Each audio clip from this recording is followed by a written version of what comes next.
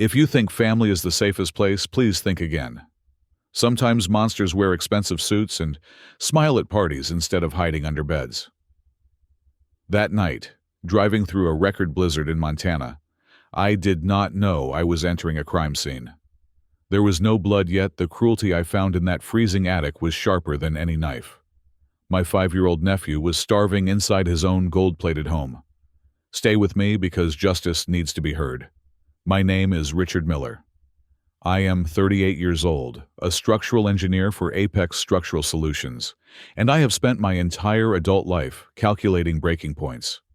I know exactly how much pressure a steel beam can take before it buckles.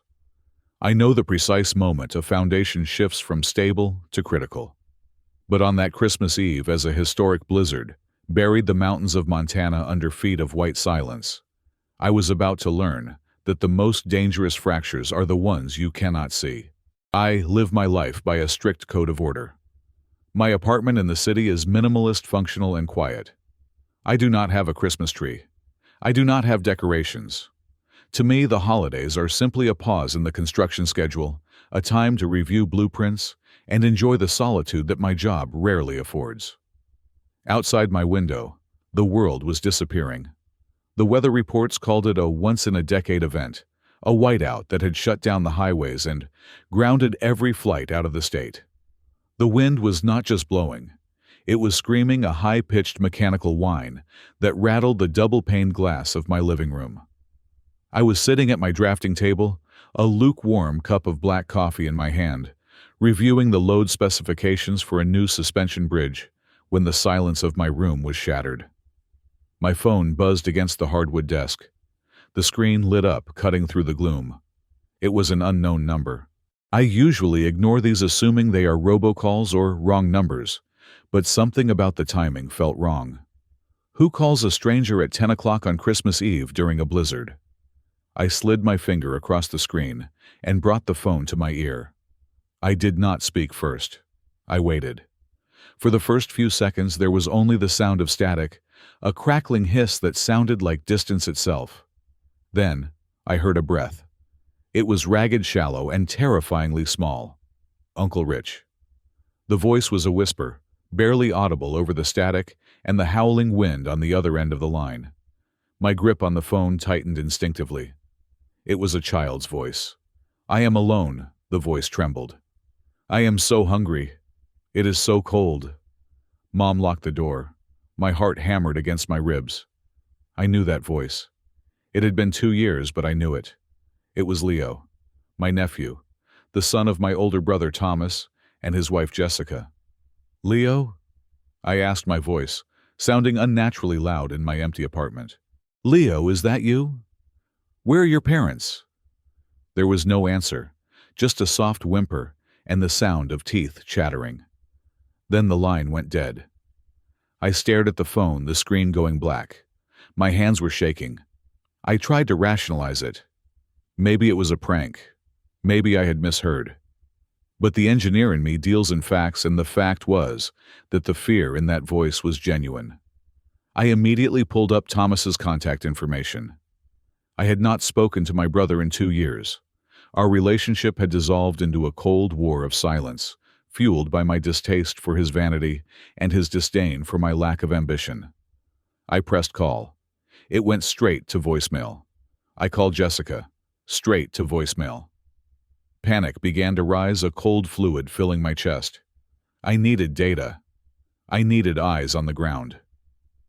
4 years ago, when Thomas bought the massive property at Blackwood Estate, I had personally designed the security grid for the entire gated community as a favor. I still had the administrator access codes. I opened my laptop, my fingers flying across the keyboard. I accessed the remote server and pulled up the external camera feeds for Blackwood Estate. The screen flickered and then resolved into a grainy black and white image. The house was dark. Not just dim, but dead dark. On Christmas Eve, in a neighborhood known for its ostentatious light displays, my brother's mansion was a black void against the snow. There were no lights in the windows, no smoke from the chimney. The driveway was buried under at least 6 inches of undisturbed snow. Something was wrong. The structural integrity of the situation was failing. I did not think about the weather. I did not think about the fact that the roads were officially closed. I grabbed my heavy coat, my boots, and my tool bag. I took the keys to my Ford F-150. It was a beast of a vehicle modified for construction sites, with four-wheel drive and tires that could chew through mud and gravel. Tonight, it would have to chew through ice. The drive to Blackwood Estate usually took 45 minutes. That night, it took 3 hours. The moment I left the city limits, the world turned into a white tunnel. The headlights reflected off the falling snow, creating a hypnotic, blinding wall. I drove by feel, keeping the truck in the center of where I remembered the road to be. The wind buffeted the heavy truck, trying to shove me into the ditch. Every muscle in my body was tensed, my hands gripping the steering wheel until my knuckles turned white. In the isolation of the cab, with nothing but the roar of the heater and the violence of the storm, my mind drifted back to Thomas. Thomas, the CEO of a fintech startup that seemed to print money out of thin air. Jessica, the lifestyle guru, who documented every perfect moment of their perfect lives on Instagram. They were the golden couple. They lived for the audience. I remembered the last time I saw them at a family gathering 2 years ago. Thomas had spent the entire dinner bragging about his new Tesla and the private school they were getting Leo into. Jessica had spent the evening staging photos of the food, making us wait to eat until the lighting was perfect. Leo had been 3 years old then. He was a quiet, observant boy who sat in the corner, playing with a wooden block ignored by his parents, unless he was needed for a photo op. When Leo had started crying because he was tired, Jessica had smiled, for the camera snapped a picture, and then handed him off to the nanny with a look of pure annoyance. "You just do not understand branding," Richard Thomas had told me that night, swirling a glass of vintage scotch. Perception is reality. If people think you are successful, you are. I had left early. I told him that in my line of work, if you build a bridge on perception, people die. That was the last thing I ever said to him. Now, as I fought the steering wheel to keep the truck from sliding on a patch of black ice, those words haunted me. Perception is reality. What was the reality at Blackwood Estate tonight? The truck groaned as I forced it up the winding incline leading to the estate. The snow here was deeper, untouched by plows. I shifted into low gear, the engine roaring in protest. Finally, the iron gates of Blackwood loomed out of the darkness. They were locked. The security keypad was dark. The power was out. The backup generator should have kicked in, illuminating the perimeter lights, but there was nothing. The estate was a ghost ship in a frozen ocean. I did not bother with the intercom. I put the truck in park, grabbed my heavy flashlight and my crowbar from the passenger seat, and stepped out. The cold hit me like a physical blow. It was 20 degrees below zero with the wind chill. The snow bit at my exposed skin. I waded through thigh-deep drifts, moving toward the pedestrian gate. It was magnetically locked. I didn't have time to hack the keypad. I jammed the crowbar into the gap between the gate and the stone pillar and heaved. The metal groaned, screeched, and then popped open. I was inside. I walked up the long, winding driveway. The wind erased my footprints almost as soon as I made them. The house grew larger, a sprawling neo-Gothic mansion that looked menacing in the dark. I scanned the windows. Nothing. No movement. No candle flickers. When I reached the front porch, I tried the massive oak double doors. Locked. I peered through the sidelight window. The interior was pitch black. I shone my flashlight through the glass. The beam cut through the darkness, illuminating the grand foyer. It looked perfect. The marble floors shone. A massive crystal chandelier hung silently overhead. But there was a stillness that felt heavy, unnatural. My instinct screamed at me. A structural engineer develops a sixth sense for when a building is unsafe. It is a feeling in the gut, a vibration in the air. Standing on that porch, I felt it. The house felt wrong. It felt abandoned. I did not ring the doorbell. If someone was in there, an intruder, a threat, I did not want to announce my presence. And if Leo was alone, as he had said, ringing the bell, would accomplish nothing. I moved around the side of the house, fighting the wind that tried to knock me off balance. I knew the layout. I had seen the blueprints when Thomas bought the place. There was a service entrance at the back, leading into the mudroom off the kitchen. It had a simpler locking mechanism, a standard deadbolt reinforced by an electronic keypad. I reached the back door. It was sheltered from the worst of the wind. I pulled off my heavy gloves, my fingers instantly going numb in the freezing air. I took out a small tension wrench and a rake pick from my pocket, tools of the trade for on-site inspections when keys go missing. I knelt in the snow, shining the flashlight in my mouth to see the keyway. My hands shook from the cold and the adrenaline. I inserted the tension wrench, applying slight pressure. Then I raked the pins. 1 click, 2 clicks. The lock turned. I put my tools away and gripped the handle. I took a deep breath, the icy air burning my lungs.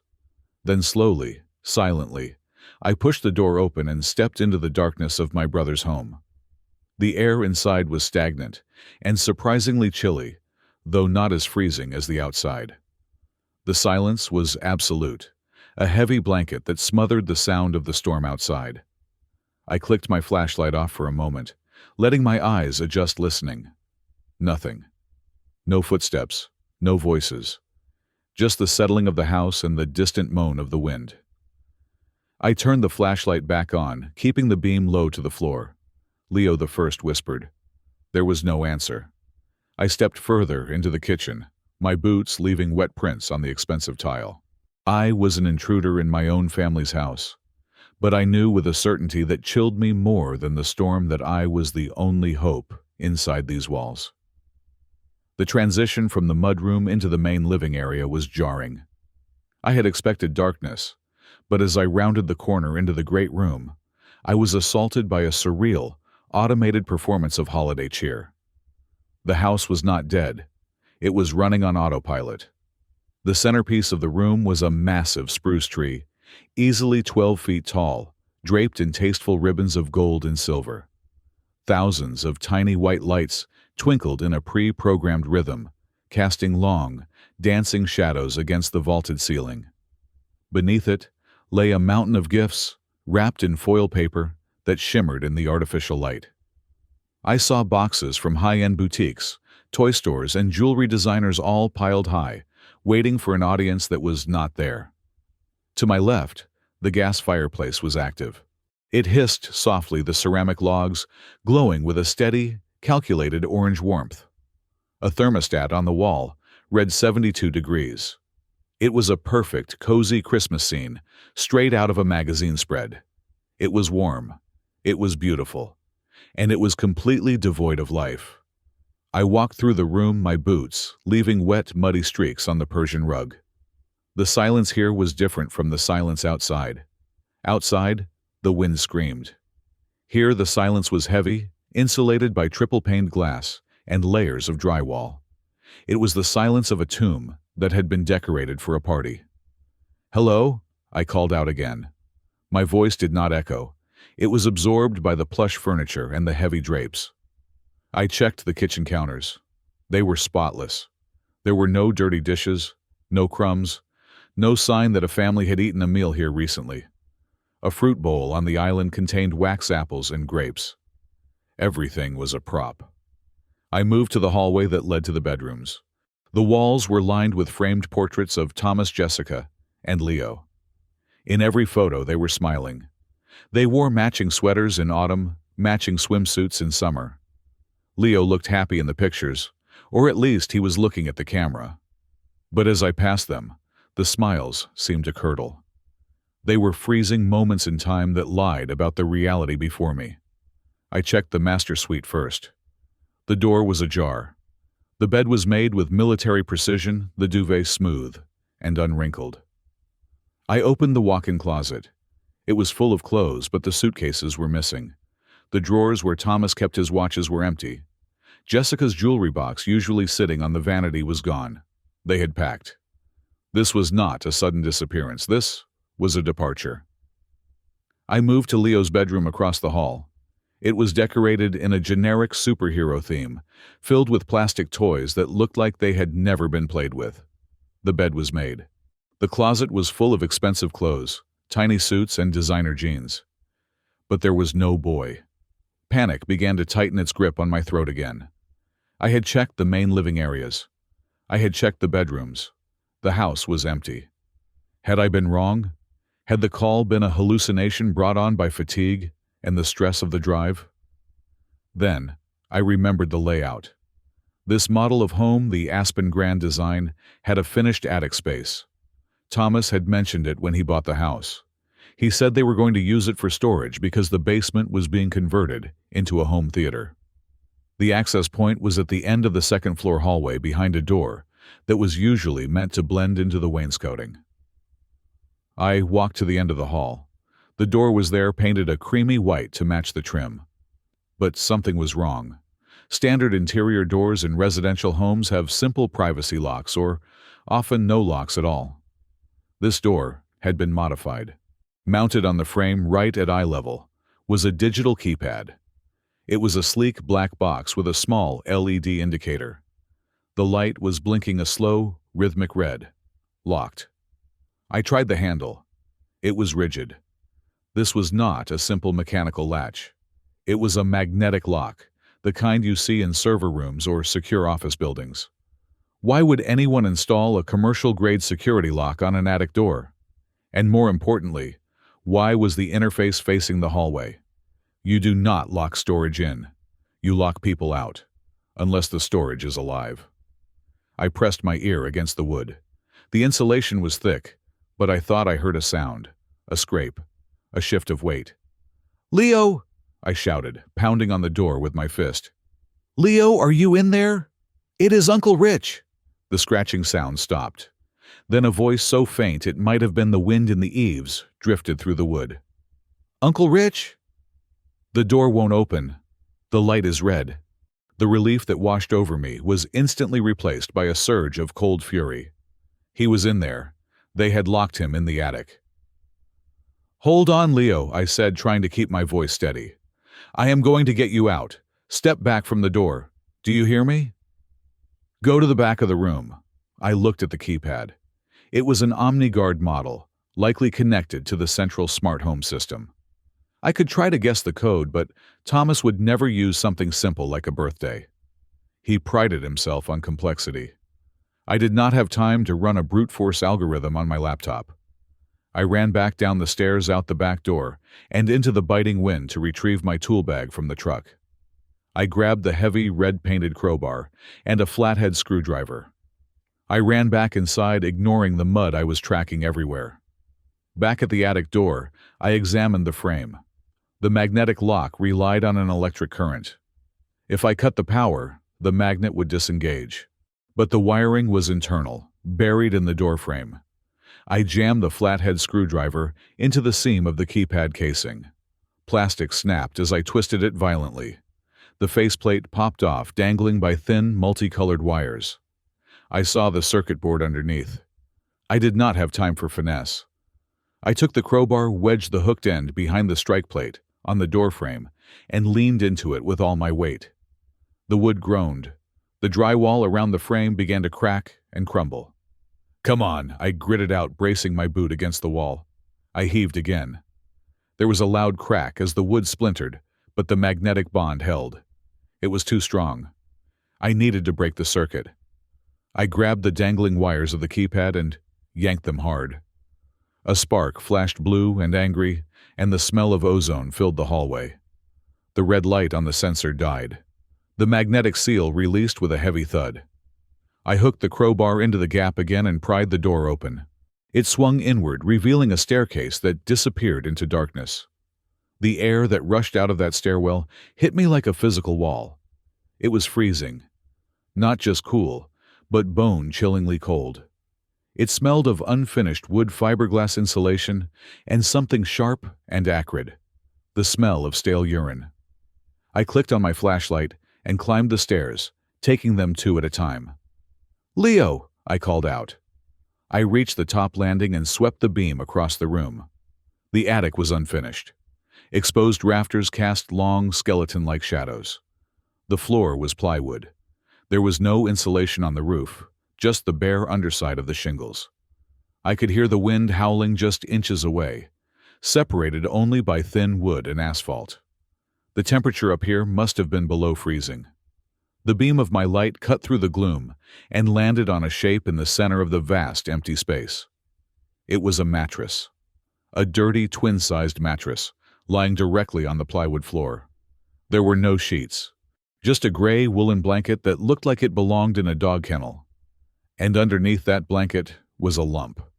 I rushed forward, dropping to my knees beside the mattress. I pulled back the rough wool. Leo was curled into a ball so tight, he looked like an infant. He was wearing a pair of thin cotton pajamas with cartoon dinosaurs on them. Summer pajamas. His skin was the color of parchment paper, translucent and pale. His lips were a terrifying shade of violet. He flinched when the light hit him, squeezing his eyes shut and bringing his tiny hands up to cover his face. "No, please, no light," he whimpered. "I am being good. I am being quiet." My heart shattered. It didn't break. It disintegrated. "It is me, Leo. It is Uncle Rich," I whispered, my voice choking. "Look at me." He slowly lowered his hands. His eyes were sunken dark circles, bruising the skin beneath them. His cheekbones protruded sharply, casting shadows on his hollow face. He looked like a famine victim, not the heir to a fortune. He stared at me for a long second, his eyes struggling to focus. Then, a flicker of recognition crossed his face. "Uncle Rich?" he rasped. His voice was dry, like sandpaper rubbing together. I reached out and touched his hand. It was like touching a block of ice. There was no heat in him. "I am here, buddy. I am here." I scanned the area around the mattress. On the floor, there was a plastic water bottle. It was empty, crinkled, as if someone had tried to squeeze the last drop out of it. Beside it was a heel of bread, hard as a rock with small teeth marks gnawed into the crust. And there was an iPad, an old model with a cracked screen lying face down. I tapped it. The battery icon flashed red, and then died. This was his world. A mattress, a crust of bread, and a dead tablet. Leo tried to sit up, but he didn't have the strength. He collapsed back onto the mattress, shivering violently. His teeth began to chatter again, a rattle that sounded too loud in the quiet room. I shrugged off my heavy parka immediately. I was wearing a thick wool sweater underneath, but I didn't care about the cold. I wrapped the parka around his tiny, frail body, engulfing him in the down feathers. "I am going to pick you up now, okay? We are leaving." Leo's eyes widened in sudden terror. He reached out and grabbed my sweater with a grip that was surprisingly strong for his condition. "No!" he cried out, tears welling up in his eyes. "No, we can't," Mom said. "I have to stay until I learn." "Until you learn what?" I asked, smoothing his hair back. His forehead was clammy. He looked down, shame flooding his face. "I ate a cookie," he whispered. "I stole a cookie from the party. Mom said thieves belong in the dungeon. Please don't tell her, Uncle Rich. She punished me because I was greedy." I felt a murderous rage ignite in my chest, hot and blinding. A cookie. They had locked a 5-year-old boy in a freezing attic for days because he ate a cookie. I pulled him into my arms. He weighed nothing. He felt like a bundle of sticks wrapped in a coat. "You are not greedy, Leo," I said, my voice vibrating with the effort to keep it calm. "And you are not a thief. You are just a hungry little boy. And your mom," I swallowed the curse word that was on the tip of my tongue. "Your mom is wrong." I stood up, holding him tight against my chest. I wanted to absorb his cold, to give him every ounce of heat I had in my body. "We are going," I said firmly. I carried him down the stairs away from that hellish room. As we passed through the hallway, I stopped. I shifted Leo to one arm, and with my free hand I pulled out my phone. I needed proof. If I just took him, they would spin a story. They would say I kidnapped him. They would say he was fine. I walked back up 2 steps and snapped 3 photos. One of the keypad with the exposed wires, one of the mattress with the gnawed bread, and one of the empty water bottle on the freezing plywood floor. Then, I turned my back on the attic forever. We moved through the house. The Christmas tree was still twinkling, the fire still hissing. The contrast was nauseating. I walked past the pile of unopened gifts. Thousands of dollars of plastic and electronics sitting there while the boy they were meant for starved a floor above. I kicked the front door open, not caring if I broke the lock. The wind hit us instantly, but Leo buried his face in my neck. "Is it a storm?" he asked, his voice muffled by my coat. "Yes, Leo," I said, marching through the snow toward my truck. "It is a storm." I opened the passenger door of the truck and placed him gently on the seat. I reached into the back and grabbed the emergency thermal blanket I kept in my survival kit, a silver, crinkly sheet designed to reflect body heat. I wrapped it around him over the parka. I climbed into the driver's seat and cranked the engine. The heater blasted hot air. I turned the vents directly toward him. Leo was staring at the dashboard lights, his eyes wide. "Are we going to heaven?" he asked softly. I gripped the steering wheel, my knuckles turning white. I looked at the dark house one last time, cementing the image of it in my mind. It was a beautiful house. A perfect house. A house of horrors. "No, Leo," I said, shifting the truck into gear. "We are going somewhere better. We are going to get a hamburger." He looked at me, and for the first time, a faint ghost of a smile touched his pale lips. "With cheese?" "With all the cheese you want," I promised. I slammed my foot on the gas, and the truck roared, tearing through the snow, carrying us away from the darkness and back toward the only thing that mattered: the truth. The drive to St. Jude Valley Hospital was a blur of white snow and red taillights. I do not remember parking the truck. I do not remember running through the sliding glass doors. The first distinct memory I have of that hour is the smell. It was the sharp chemical scent of antiseptic and floor wax, a smell that screams of crisis and containment. I stood in the center of the emergency room lobby, clutching Leo to my chest. He had stopped shivering. That was worse than the shaking. His body had gone limp, surrendering to the warmth of my parka and the exhaustion of survival. I must have looked like a madman. My boots were caked in mud and snow, leaving dirty puddles on the pristine linoleum. My hair was wild from the wind and my eyes were likely wide with a mixture of adrenaline and terror. "Help us!" I roared. The sound tore through the quiet murmur of the waiting room. Heads turned. A security guard started to move toward me, his hand hovering over his belt. "I need a doctor! My nephew is unresponsive!" The urgency in my voice cut through the suspicion. Two nurses in blue scrubs sprinted from behind the triage desk. They brought a gurney, their movements efficient and practiced. "Set him down, sir," one of them commanded. I hesitated. The instinct to protect, to shield him from the world, was overwhelming. But I lowered him onto the white sheets. As soon as the fabric touched his skin, Leo whimpered, his eyes fluttering open. He reached for me, his fingers hooking into the wool of my sweater. "Uncle Rich," he whispered, "don't go." "I am right here, Leo," I said, gripping his hand as they began to wheel him back. "I am not leaving." I tried to follow the gurney past the double doors, but a firm hand pressed against my chest, stopping me. I turned to see a woman in a white coat standing in my path. She was tall, with steel gray hair pulled back into a severe bun, and eyes that looked like they could cut glass. Her badge read, Dr. Emily Vance. She was not looking at me with sympathy. She was looking at me with the cold, calculating assessment of a predator analyzing a threat. "You need to stay here, sir," she said. Her voice was calm, but left no room for argument. "That is my nephew," I snapped, trying to step around her. "And he is in critical condition," she countered, stepping sideways to block me again. "My team is stabilizing him. You are covered in mud and, frankly, you look unstable. If you want to help him, you will sit down, fill out the admission forms, and let us do our jobs." "Who are the parents?" "They are not here," I said, the anger bubbling up again. "I found him alone." Dr. Vance narrowed her eyes. She looked at my dirty clothes, then at the doors where Leo had disappeared. I saw the calculation happening in her mind. A man bringing in a starving child in the middle of a blizzard. No parents. No explanation. In her eyes, I was not the savior yet. I was a suspect. "I am calling the police," she said. It was not a threat. It was a statement of protocol. "Good," I replied, staring her down. "Call them. Tell them to bring handcuffs."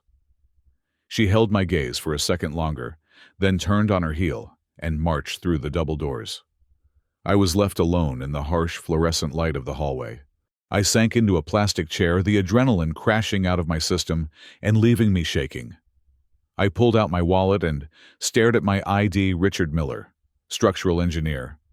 I built things that stood up to hurricanes and earthquakes. But sitting there, listening to the distant beeping of monitors, I felt like the weakest structure on Earth. 40 minutes passed. It felt like 40 years. When Dr. Vance finally returned, her demeanor had shifted. The suspicion was still there, but it was now mixed with a simmering, professional rage. She held a clipboard against her chest like a shield. She motioned for me to follow her into a private consultation room. She closed the door and slapped the clipboard down on the metal table. The sound echoed like a gunshot. "Mr. Miller," she began, her voice tight. "I have stabilized Leo. He is on IV fluids and we are slowly raising his core temperature." "Is he going to be okay?" I asked, leaning forward. "That depends on your definition of okay," she said. She picked up the chart and began to read. She did not use medical jargon to confuse me. She used numbers. And as an engineer, I understood numbers. Numbers do not lie.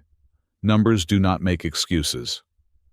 Leo presented with a body temperature of 94 degrees, she said. "That is moderate hypothermia. But that is the least of our problems. His glucose levels were below 40.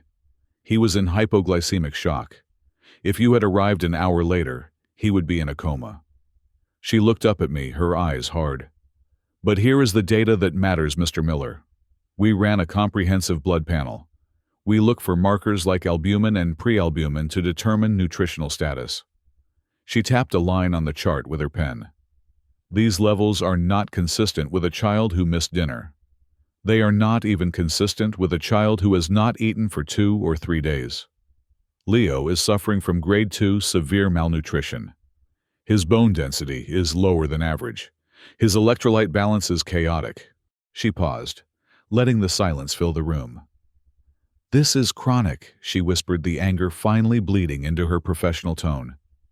"This boy has been systemically underfed for at least 3 weeks, probably longer. His body has started cannibalizing its own muscle tissue to survive. This is not an accident. This is not a mistake. This is starvation." I felt the blood drain from my face. 3 weeks. They had been posting photos of their perfect life, their perfect holiday, while they slowly starved their son in a gold-plated cage. "He has no bruises," Dr. Vance continued. "No broken bones. No signs of physical trauma." She leaned in close, her voice dropping to a hiss. "It is what we call neglect syndrome. It is the clean way to abuse a child. You do not hit them. You just erase them. You withhold the basic necessities of life until they fade away. It leaves no marks on the skin, only on the organs. And on the soul." She stood up straight, smoothing her coat. "I have activated the child protection protocol. Social services are on their way along with the sheriff. I need to verify your identity, Mr. Miller. I need to know exactly how you came into possession of this child. Because right now, the only adult associated with this boy is you." I stood up and handed her my driver's license and my business card from Apex Structural Solutions. "Check me out," I said. "Run my background. Call my employer. I do not care. Just do not let his parents near him." "They are coming back?" she asked, raising an eyebrow. I told her everything. The call. The locked attic. The trip to the Maldives.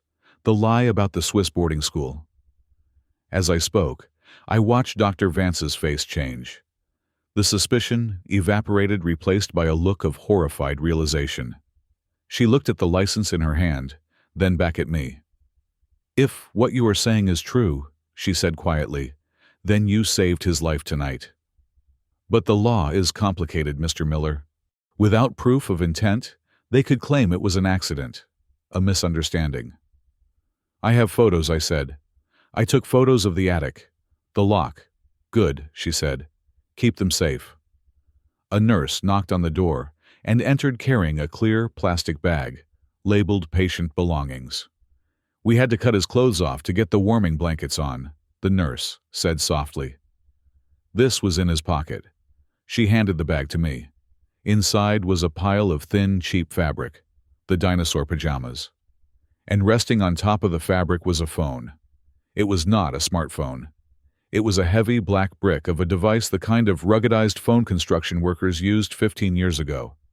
It was battered, the rubber casing peeling at the corners. I took the bag and pulled the phone out. It was a miracle the battery still held a charge. I pressed the power button.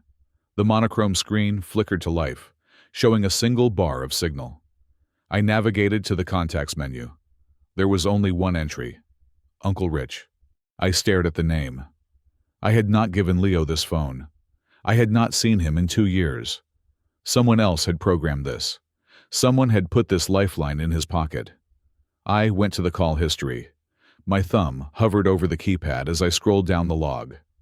The list was a testament to desperation. 911. Dialed at 8:33 p.m. Status, call failed. 911. Dialed at 8:34 p.m. Status, call failed. 911. Dialed at 8:40 p.m. Status, call failed. I felt a lump form in my throat. He had tried. He had tried to call for help, but the storm, the mountains, the isolation of the estate, the standard cellular networks were down. The blizzard had severed the connection to the emergency services. Then the final entry. Uncle Rich. Dialed at 8:45 p.m. Status, connected.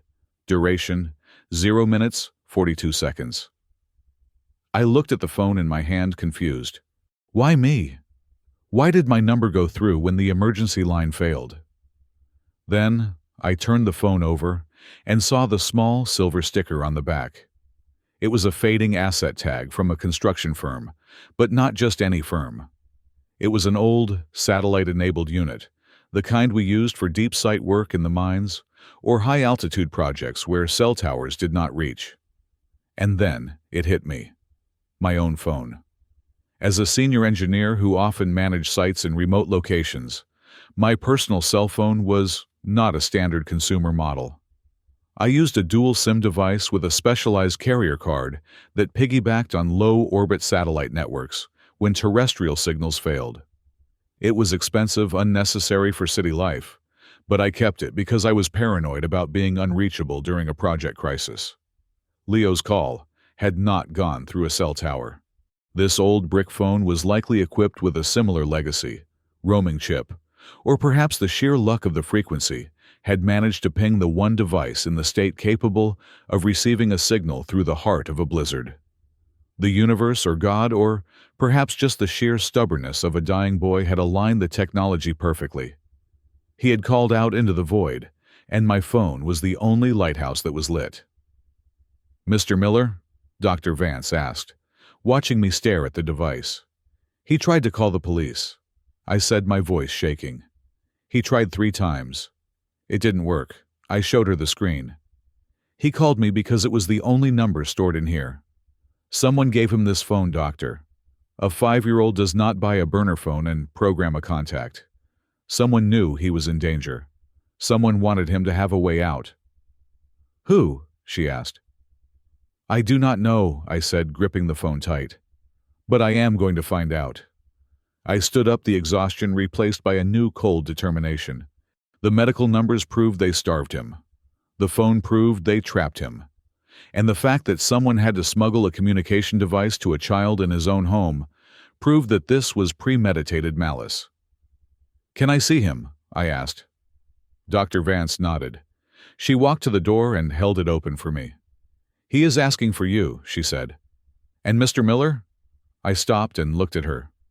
"When the police get here," she said, her eyes dark and fierce, "I will give them the medical report. I will use words like torture and deprivation. I will make sure those numbers you saw haunt his parents for the rest of their lives." "Thank you, doctor," I said. I walked out of the room and down the hall toward the ICU. The hospital was quiet, the storm outside still raging against the windows. But the real storm was just beginning. I had the boy. I had the evidence. And now I had a witness in the form of a black plastic brick. I was no longer just an uncle. I was a witness for the prosecution. And I was going to bring the whole house down on top of them. The sun rose over St. Jude Valley on Christmas morning, but it brought no warmth. It was a cold gray light that filtered through the blinds of the intensive care unit, washing out the colors of the room. Leo was asleep, sedated, and wrapped in layers of heated blankets. The monitors beeped in a steady, rhythmic cadence, a mechanical lullaby that told me he was still alive. I sat in the uncomfortable vinyl chair next to his bed, my laptop open on my knees. The adrenaline of the rescue had faded, replaced by a cold, sharp clarity. I was an engineer. When a building collapses, we do not just clear the rubble. We analyze the failure. We look for the stress fractures, the cut corners, the rusted bolts that everyone ignored until the roof came down. Leo was the collapse. Now I needed to find the structural flaw. I started with the digital footprint. In the modern world, nobody disappears without leaving a trace, and people like my brother and his wife did not just live. They performed. I pulled up Instagram first. Jessica's profile was a curated gallery of beige aesthetics, filtered sunsets, and forced smiles. I scrolled past the photos of her artisanal coffee, her yoga poses, and her sponsored posts for skin creams. And then I found it. The most recent post was uploaded 14 hours ago. The photo showed 2 pairs of legs stretched out on a white sand beach, the turquoise water of the Indian Ocean stretching to the horizon. A bucket of champagne sat in the sand between them. The caption read, "Finally found our paradise. Private villa. No reception, just us and the waves. Disconnecting to reconnect. Heart emoji. Prayer hands emoji." I clicked on the location tag. The Royal Atoll Resort, Maldives. I felt a vein throb in my temple. They were on the other side of the world. While their sun was freezing in an attic in Montana, they were soaking up the sun near the equator. But it was the comment section that made my stomach turn. A follower had asked, "Where is the little prince? Miss seeing Leo's cute face." Jessica had replied, "Oh, don't worry. Leo is having the time of his life at the Winter Elite Camp in Gstaad, Switzerland. He is learning to ski with the pros. We miss him so much, but it is such a great opportunity for him." I stared at the screen. The lie was so casual, so easily typed. Gstaad, Switzerland. They had created a fictional reality for their audience, a cover story that painted them as generous elite parents, providing the best for their child. Meanwhile, the reality was a locked door and a crust of bread. I took a screenshot, then another. I archived the entire post and the comment thread. This was evidence of consciousness of guilt. They knew he was not in Switzerland. They knew exactly where he was. A shadow fell across my screen. It was Sheriff Brody, a large man with a thick mustache, and eyes that had seen too many domestic disputes turn violent. He was holding a cup of coffee. "Dr. Vance showed me the report, Miller," he said, his voice low. "If half of what that medical file says is true, I am going to need more than just your word to arrest the parents when they land." "You will have it," I said, closing my laptop. "I need to go back to the house. I need to get Leo's things. He has nothing but a hospital gown. And Sheriff, I need you to come with me. You need to see the cage they built for him." The drive back to Blackwood Estate was silent. The plow trucks had cleared the main roads, pushing the snow into massive banks on the shoulders. The world was white and pristine, hiding the ugly truth beneath. When we pulled up to the mansion, it looked different in the daylight. The grandeur was gone. It just looked cold. The front door was still slightly ajar from where I had kicked it, the wood splintered around the lock. We stepped inside. The heating system was still humming, the fake fire still burning. It was a sick parody of a home. I led Sheriff Brody straight to the attic.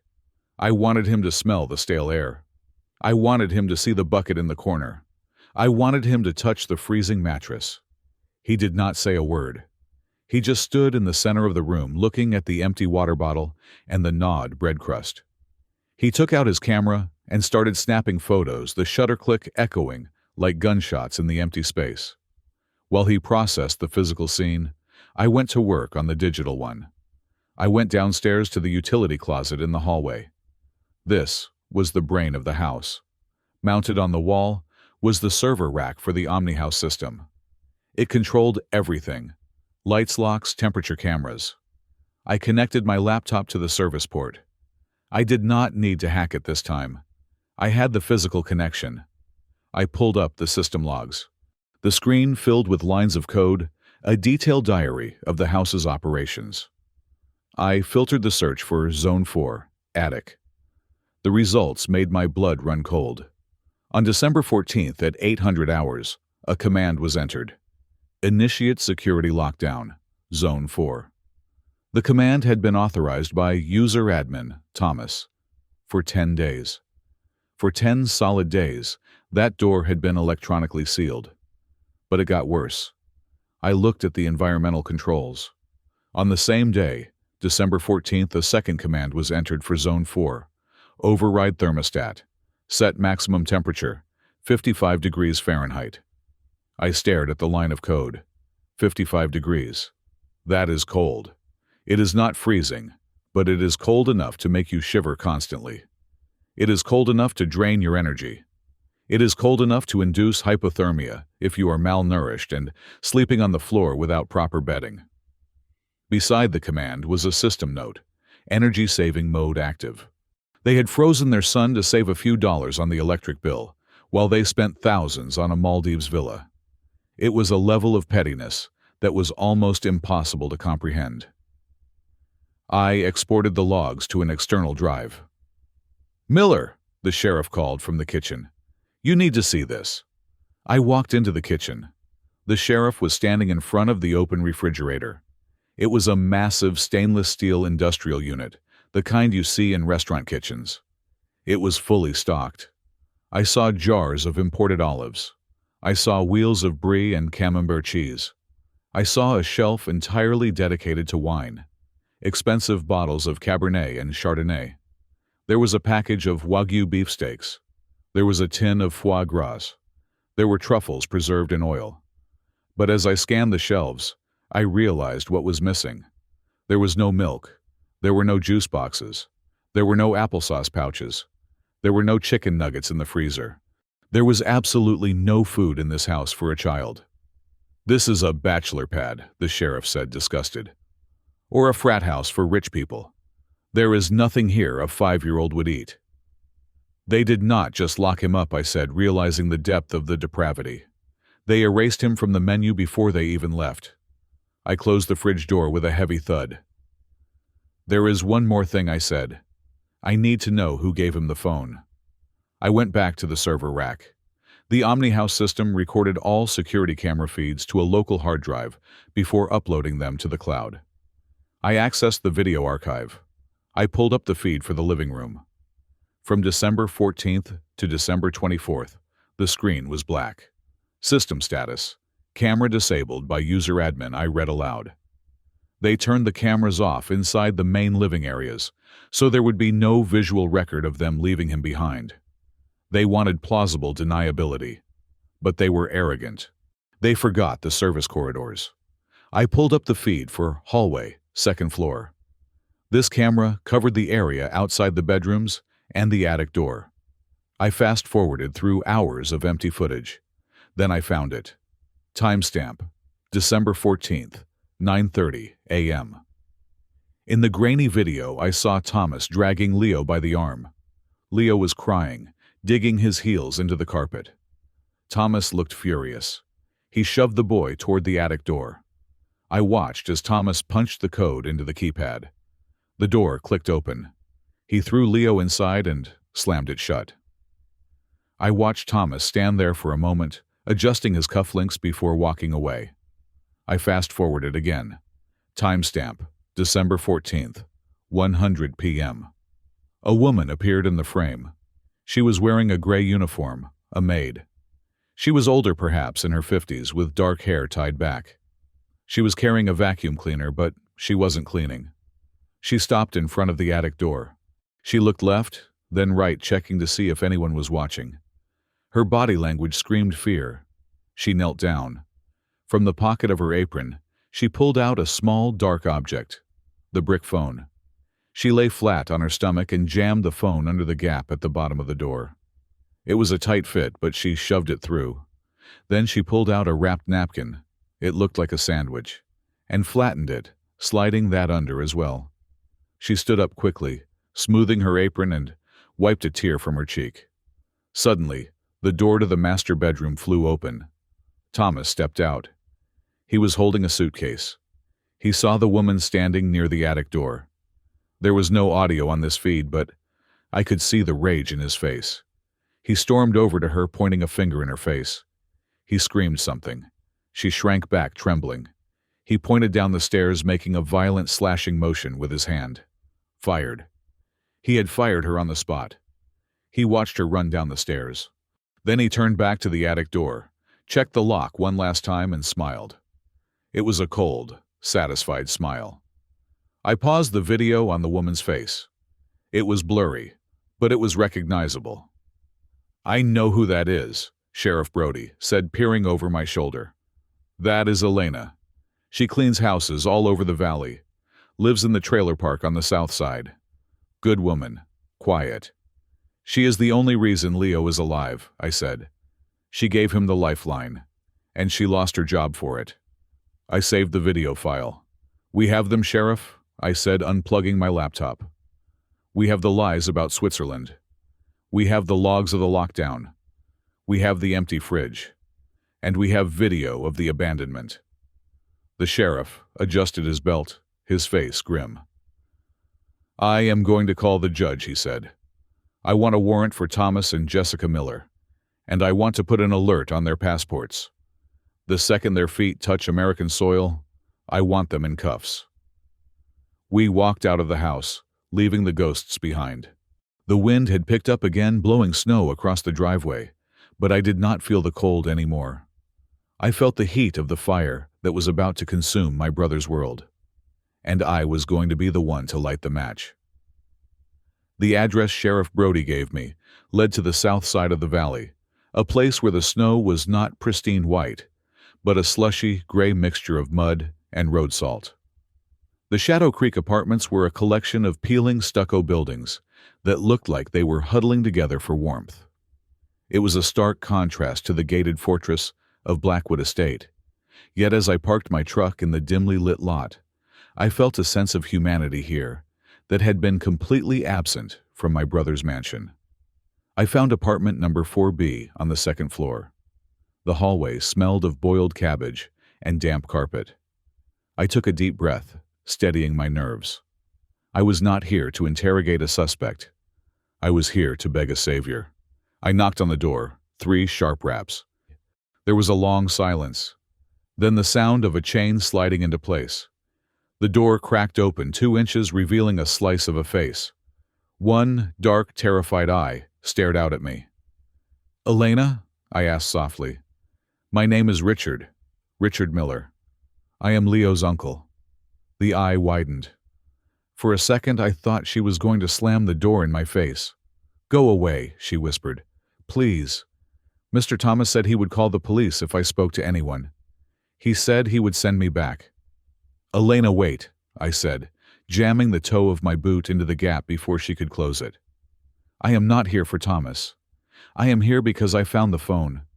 I found the brick phone you gave him." She froze. The pressure on the door eased slightly. "Leo is alive, Elena," I said, my voice thick with emotion. "He is in the hospital. He is safe. But I need you to tell me the truth. I need you to help me keep him safe." She looked at me, searching my face for any sign of deception. She must have seen the exhaustion in my eyes, or perhaps the same desperation she felt, because she slowly undid the chain and opened the door. I stepped into a small, tidy living room. It was humble, decorated with religious calendars and framed photos of a family I assumed was back in her home country. A small electric heater hummed in the corner, fighting a losing battle against the drafty windows. Elena stood by the kitchenette, her hands wringing together in her apron. She was a small woman, 55 years old, with hair that was graying at the temples and a face etched with lines of worry. She looked like a woman who had spent her life making herself invisible. "You are the uncle?" she asked. "The engineer." "Yes," I said. "Leo talks about you," she said, a sad smile touching her lips. "He says you build bridges. He says you are going to build a bridge to the moon so he can escape." The image of Leo starving in the dark, dreaming of a bridge to the moon, nearly broke me. I swallowed hard and took a step forward. "Elena, I saw the video. I saw you slide the phone under the door. I saw Thomas scream at you." She flinched at the mention of my brother's name. "He is a powerful man," she said, her voice trembling. "He took my passport, Mr. Richard. He said he was holding it for safekeeping when I started working there. When he fired me, he did not give it back. He said if I told anyone about the attic, he would report me to immigration. He said I would be deported and I would never see my grandchildren again." I felt a surge of rage so intense my vision blurred. Thomas had not just weaponized his wealth. He had weaponized the law against a vulnerable woman. "He is lying," I said firmly. "He is trying to scare you into silence. But he does not have the power anymore. I do." I reached into my pocket and pulled out a business card. It was not mine. It was the card of a friend of mine, a ferocious immigration attorney in Seattle who owed me a favor. "I am hiring this lawyer for you, Elena. Today. We will get your passport back. We will sort out your visa. I will pay for everything. I promise you, Thomas will not touch you. But I need you to tell me what happened in that house. I need to know why." Elena looked at the card, then at me. She took a shuddering breath and sat down on the edge of her worn floral sofa. She gestured for me to sit on the chair opposite her. "It was not always like this," she began, her voice low. "When I started working there 2 years ago, Leo was just quiet. He is a special boy, Mr. Richard." "How special is it?" I asked. "He sees things differently," she explained. "He lines up his toys in perfect rows. He does not like loud noises. He does not like to look people in the eyes. He is very smart. He can read books meant for teenagers, but he cannot handle the flashing lights of the cameras." "Autism," I said, recognizing the signs immediately.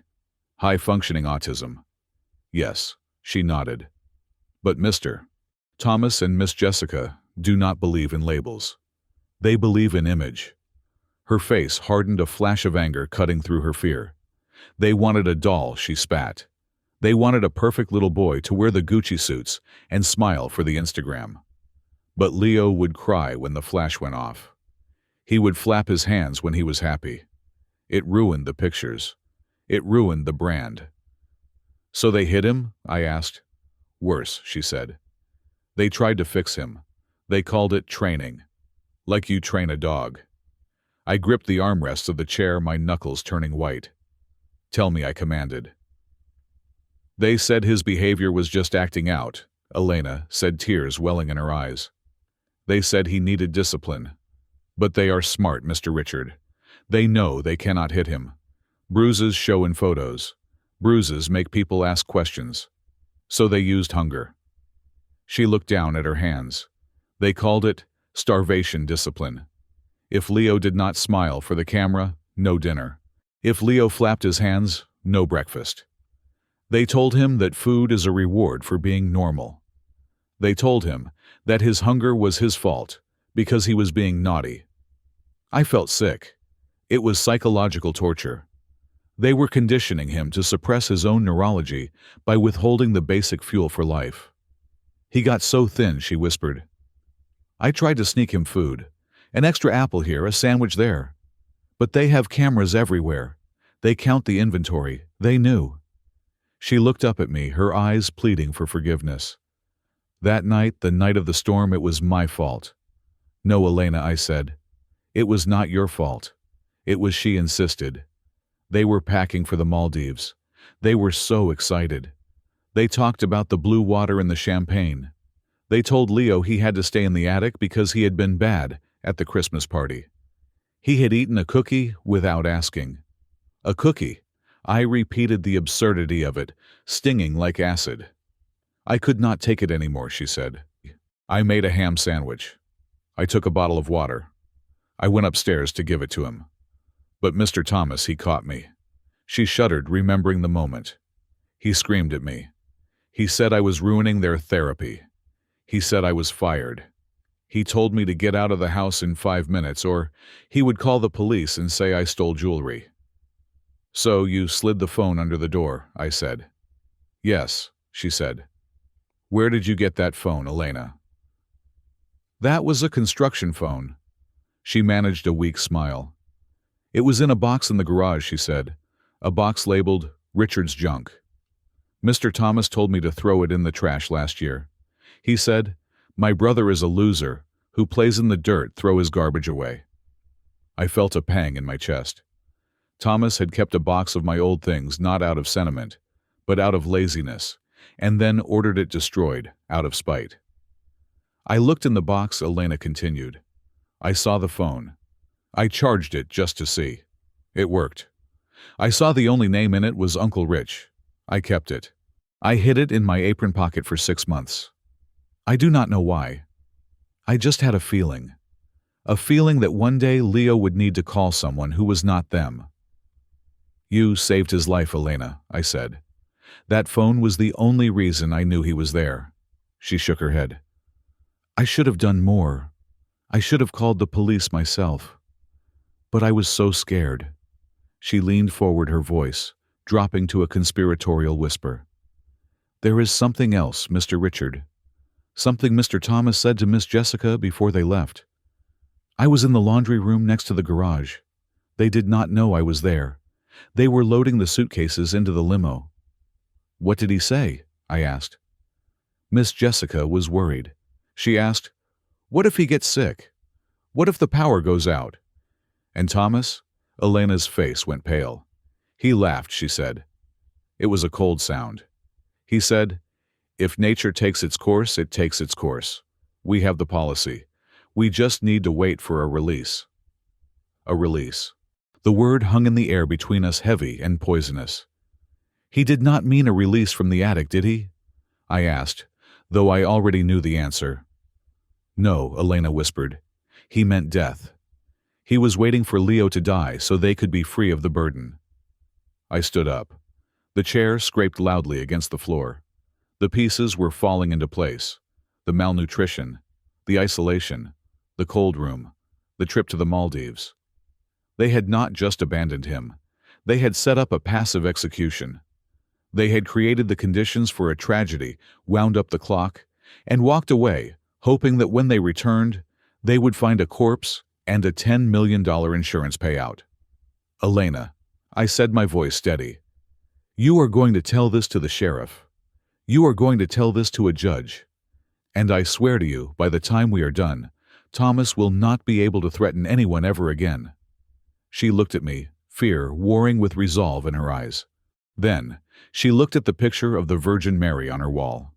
She crossed herself and nodded. For Leo, she said. Yes, I said. For Leo. I helped her up. We walked out of that apartment, leaving the fear behind. The snow had stopped falling, but the sky was still gray. As we walked to my truck, I looked at this woman. This stranger who had practically nothing yet, had risked everything to save a child that wasn't hers. Thomas had underestimated 2 things. He had underestimated the resilience of a broken boy, and he had underestimated the courage of the people he considered beneath him. He thought he was the architect of this story. He thought he could design a perfect murder, like he designed a marketing campaign. But he forgot the first rule of structural engineering. If you build on a foundation of lies, eventually, the ground will swallow you whole. And I was going to be the earthquake. The law offices of Sterling Holt and Graves were located on the 45th floor of a glass obelisk in downtown Seattle. The view from the conference room was breathtaking, overlooking the sound and the distant mountains, but the atmosphere inside was anything but serene. It was a shark tank. I sat at a mahogany table that was long enough to land a drone on. Across from me sat Sarah Sterling. She was a legend in the Pacific Northwest legal community, a woman known not for her compassion, but for her surgical ability to dismantle the lives of the arrogant and the corrupt. She was in her late 40s, wearing a tailored navy suit that cost more than my truck. She did not take notes. She just listened, her eyes sharp and unblinking, processing every word I said like a supercomputer. I had told her everything: the blizzard, the call, the attic, the malnutrition, the police report filed by Sheriff Brody. When I finished, silence hung in the room for a long moment. Sarah tapped a silver pen against the table. "This is horrific, Richard," she said, her voice cool and professional. "We can easily get an emergency protective order. We can probably get temporary custody based on the medical evidence alone. But you did not hire the most expensive family lawyer in the state just to get a temporary order. You want to destroy them. I want to make sure they never get within 500 feet of Leo again," I said. "I want their parental rights terminated. Permanently." "To do that," Sarah said, leaning forward, "we need to prove intent. Neglect can be argued as incompetence. Defense lawyers will say the mother had postpartum depression, or the father was overwhelmed by work. They will plead ignorance. They will say they made mistakes, but they love their son. To terminate rights forever, we need to prove malice. We need to prove they did not just fail to feed him, but that they had a reason to let him fade away."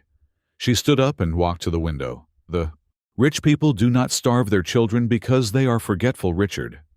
They do it because the child is an inconvenience to their lifestyle, or because the child is worth more dead than alive. We need to follow the money." She pressed a button on her intercom. "Get the forensic accounting team in here. I want a full audit on Thomas and Jessica Miller.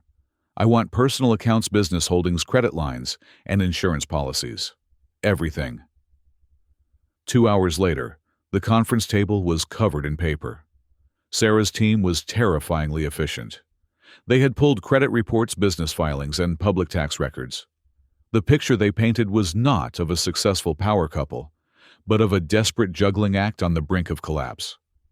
We started with Thomas's company, Apex FinTech. On the surface, it was a revolutionary financial technology startup. In reality, it was a sinking ship. "Look at this," Sarah said, sliding a balance sheet toward me. "Thomas has been bleeding capital for 18 months. His primary investors pulled out last quarter. He has been funding the company payroll out of his personal savings, and those savings are gone. He is leveraged to the hilt. He has 3 mortgages on the Blackwood estate." I looked at the numbers. They were in the red, deep red. "And Jessica?" I asked. Sarah scoffed, picking up a stack of credit card statements. "She is spending like she is royalty. $50,000 a month on clothes, travel, and spa treatments. She has maxed out 4 platinum cards. They are drowning Richard. They are technically insolvent. They are robbing Peter to pay Paul, and Paul is coming to break their legs." "So, why keep the house?" I asked. "Why keep up the charade?" "Why not downsize?" "Because of the trust," Sarah said. She pulled a thick document from a manila envelope. It was old, yellowed at the edges. "I did some digging into the property deed," she continued. "The Blackwood estate was not bought by Thomas. It was bought by the Blackwood Family Trust." I frowned. I recognized the name. Blackwood was the maiden name of Thomas's first wife, Catherine. She was a sweet, quiet woman who came from old money, timber and mining money. She had died giving birth to Leo 5 years ago. This is the source, Sarah said, tapping the document. When Catherine died, her entire estate went into a trust for her son Leo. It is a massive fortune. We are talking about $50 million in assets. $50 million, I repeated, stunned. "Yes," Sarah said. "But here is the catch. The trust is ironclad. It was written by Catherine's father, a man who apparently did not trust Thomas as far as he could throw him." She flipped to page 34 of the document. Clause 7, Section B, she read aloud. Thomas Miller is appointed as the trustee and guardian. He is granted a monthly stipend for the maintenance of the home and the care of the beneficiary Leo Miller. He is also allowed to draw a management fee provided the beneficiary resides in the home and is in good health. She looked up at me. The money flows through Leo.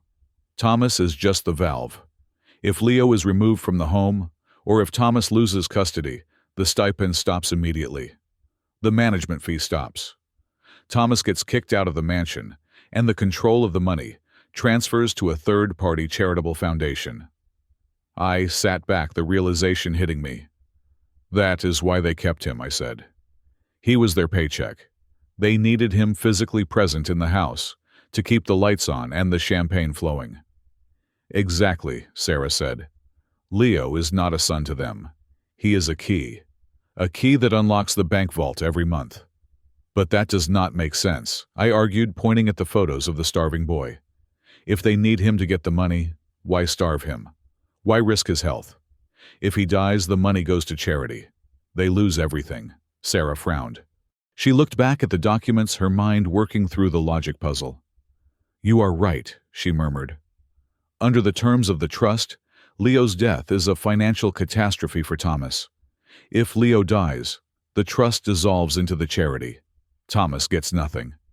So why neglect him to the point of death?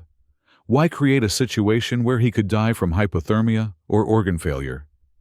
She started shuffling through the papers again, faster this time. Unless, she whispered. Unless they found a way to hedge their bet. She grabbed a folder labeled insurance. It was thin, containing only a few sheets of paper. She opened it and scanned the pages. Her eyes widened. Her jaw tightened. My God, she said softly. They are monsters. What is it? I asked. She slid the paper across the table to me. It was a policy document from Gold Star Life Insurance. Look at the date, she said. I looked. November 15th, just over 1 month ago. And look at the coverage amount she added. I read the line. Total benefit, $10 million. They took out a $10 million life insurance policy on a 5-year-old boy. I asked, my voice rising in disbelief. Not just a policy, Sarah said, her voice shaking with suppressed rage. Look at the writers. Look at the specific terms they negotiated. I read the fine print. Payout is guaranteed in the event of accidental death, natural causes, or death resulting from unknown underlying medical conditions.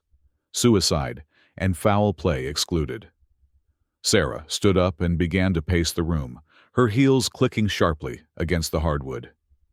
Here is the play, Richard.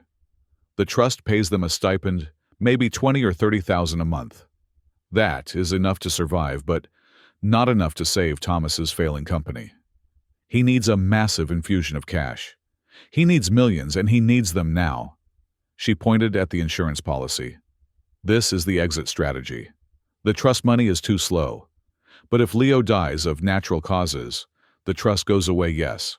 But the insurance company cuts a check for $10 million, tax-free. That pays off the debts.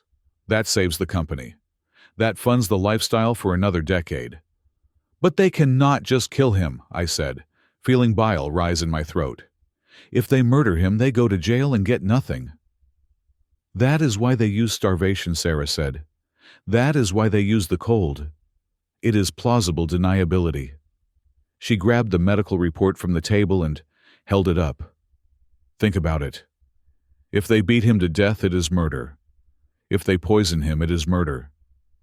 But if they slowly weaken him over months, if they claim he was a sickly child, if they claim he had a failure to thrive or a metabolic disorder, she threw the report back down. They were setting the stage, Richard. The trip to the Maldives was not just a vacation. It was an alibi. They left him in a freezing attic with no food. If he died while they were gone, they would come home and play the grieving parents. They would say, "Oh, we left him with a nanny. He must have gotten sick. He was always so frail." The autopsy would show malnutrition, sure, but they would have their high-priced lawyers argue it was a mysterious illness. The cold would mask the time of death. They would claim it was a tragedy, and the insurance policy covers Unknown underlying conditions, I said, completing the thought. Exactly, Sarah said. They were banking on the ambiguity. They were not trying to keep him alive to collect the trust money anymore. They were actively letting him die to cash out the insurance policy. They decided that a $10 million lump sum was worth more than their son's life. I stared at the document. The date of activation was November 15th. That was right around the time Thomas's investors pulled out, I said. Motives do not get clearer than that, Sarah said grimly. She sat back down and looked me in the eye. This changes everything, Richard. This is not a custody case anymore. This is conspiracy to commit murder. This is insurance fraud. This is a capital crime. What do we do? I asked. Sarah picked up the phone again. We give this to the district attorney, she said. But we do it carefully. If Thomas finds out we have this, he will try to spin it. He will say it is standard financial planning. He will say every wealthy family insures their heirs. She paused, a dangerous smile playing on her lips. We need to trap him. We need to let him think he is winning. We need to let him walk into the courtroom thinking he is fighting a simple negligence charge. And then, when he is under oath, when he is testifying about how much he loves his son and how this was all a terrible accident, we drop the hammer, I finished. We drop the entire building on him, Sarah corrected. She handed me the insurance document. Keep this safe, Richard. This is the smoking gun. But there is one more thing you need to know. What? I asked. I read the rest of the trust document, she said. The clause about the third-party administrator. Do you know who Catherine appointed as the backup guardian if Thomas failed? I shook my head. She didn't appoint a stranger, Sarah said. She appointed you. I froze. Me? But I barely knew Catherine. I was always the black sheep. She knew who you were, Sarah said softly. She knew you were the only Miller who had a spine. The document says, in the event that Thomas Miller is unable or unwilling to care for Leo custody and trusteeship, shall pass to his brother Richard Miller, provided he is of sound mind and character. I felt a sudden weight on my shoulders, heavier than any steel beam I had ever lifted. Catherine from beyond the grave had seen this coming. She had planted a failsafe in the legal code of her legacy. So, Sarah said, gathering the papers, we are not just fighting to take Leo away from them. We are fighting to bring him home to you. I looked out the window at the gray Seattle skyline. I had spent my life building structures for other people. I lived alone. I liked my quiet, organized life. Now I was looking at a future where I was responsible for a traumatized 5-year-old and a $50 million estate. It was terrifying. But then, I remembered the feeling of Leo's small, cold hand in mine at the hospital. I remembered him asking if we were going to heaven. I am ready, I said to Sarah. Let's go to war. Sarah nodded. One more thing, she said. I checked Thomas's flight records. They just landed in Los Angeles. They are catching a connecting flight to Montana. They will be on the ground in 4 hours. They think they are coming home to manage a PR crisis, I said. They have no idea, Sarah said. They think they are the predators. They forgot that you are the one who builds the cages. I stood up, taking the file with the insurance policy. Let them come, I said. I will be waiting at the gate. No, Sarah said. Not at the gate. Let the police handle the arrest. You go back to the hospital. Be with Leo. Let Thomas and Jessica walk into the trap on their own. The most devastating blow we can deal them is not a punch in the face. It is the realization that their entire plan has been dissected, analyzed, and reversed by the brother they thought was a loser. I nodded. She was right. I left the office and walked to the elevator. As the doors closed, shutting out the view of the city, I looked at my reflection in the polished metal. I looked tired. I looked older. But for the first time in years, I did not look like a man who was just existing. I looked like a man with a purpose. Thomas wanted to play the numbers game. He wanted to trade a life for $10 million. He was about to learn that some variables cannot be calculated, and the cost of his greed was going to be infinite. They arrived at St. Jude Valley Hospital at 2 o'clock in the afternoon, bringing with them a scent that did not belong in a trauma center. It was a mixture of expensive coconut tanning oil, duty-free perfume, and the crisp, recycled air of a first-class cabin. I was standing near the nurse's station drinking my 4th cup of terrible vending machine coffee when the automatic doors slid open. It was like watching a grotesque reality television show come to life. Thomas and Jessica walked in, and for a moment, the sheer audacity of their appearance made the busy lobby fall silent. They were glowing, literally glowing. Their skin was a deep, rich bronze, the kind you can only get from spending 10 days baking under an equatorial sun. Jessica was wearing a white cashmere coat that looked pristine against the muddy hospital floor, and massive tortoiseshell sunglasses that covered half her face. Thomas was in a linen blazer and designer jeans, looking like he had just stepped off a yacht. They did not look like terrified parents rushing to the bedside of a dying child. They looked like celebrities annoyed by a scheduling conflict. But the moment Jessica spotted the triage nurse, the performance began. It was instantaneous. Her posture crumpled. Her hand went to her chest. She let out a wail that was pitched perfectly to turn heads without being unattractive. "My baby!" she cried out, rushing toward the desk, her heels clicking rapidly on the linoleum. "Where is my son? Where is Leo?" I watched from the shadows of the hallway. I felt a cold, hard knot form in my stomach. It was fascinating in a sickening way to see how easily she slipped into the role. The nurse, a young woman who looked exhausted, stood up startled. "Ma'am, please, you need to lower your voice." "They told us he was dying!" Jessica screamed, grabbing the edge of the counter. Her sunglasses slipped down her nose, revealing eyes that were perfectly dry. "We came as soon as we heard. We were on a business trip, an emergency business trip." Thomas stepped up behind her, placing a comforting hand on her shoulder. He looked grave, serious, the concerned patriarch. "We left him in the care of our housekeeper." Thomas said, his voice booming with authority. "We trusted her. We gave her specific instructions. How could this happen?" He looked around the room, making eye contact with the security guard and the other waiting patients, broadcasting his narrative. "She kidnapped him," Jessica sobbed, burying her face in Thomas's chest. "That woman Elena must have locked him up. She is crazy. We should never have hired her." I stepped out of the shadows. "Stop it," I said. My voice was not loud, but it cut through their performance like a razor blade. Thomas's head snapped toward me. For a split second, I saw the annoyance in his eyes, the look of a man who sees a fly in his soup. Then the mask slid back into place. "Richard," he said, exhaling, as if my presence was a heavy burden he had to bear. "Thank God you are here. The police told us you found him." He walked toward me, arms open, expecting a hug. Expecting me to fall in line. Expecting the little brother who always folded. I did not move. I stood in the middle of the hallway, blocking the path to the intensive care unit.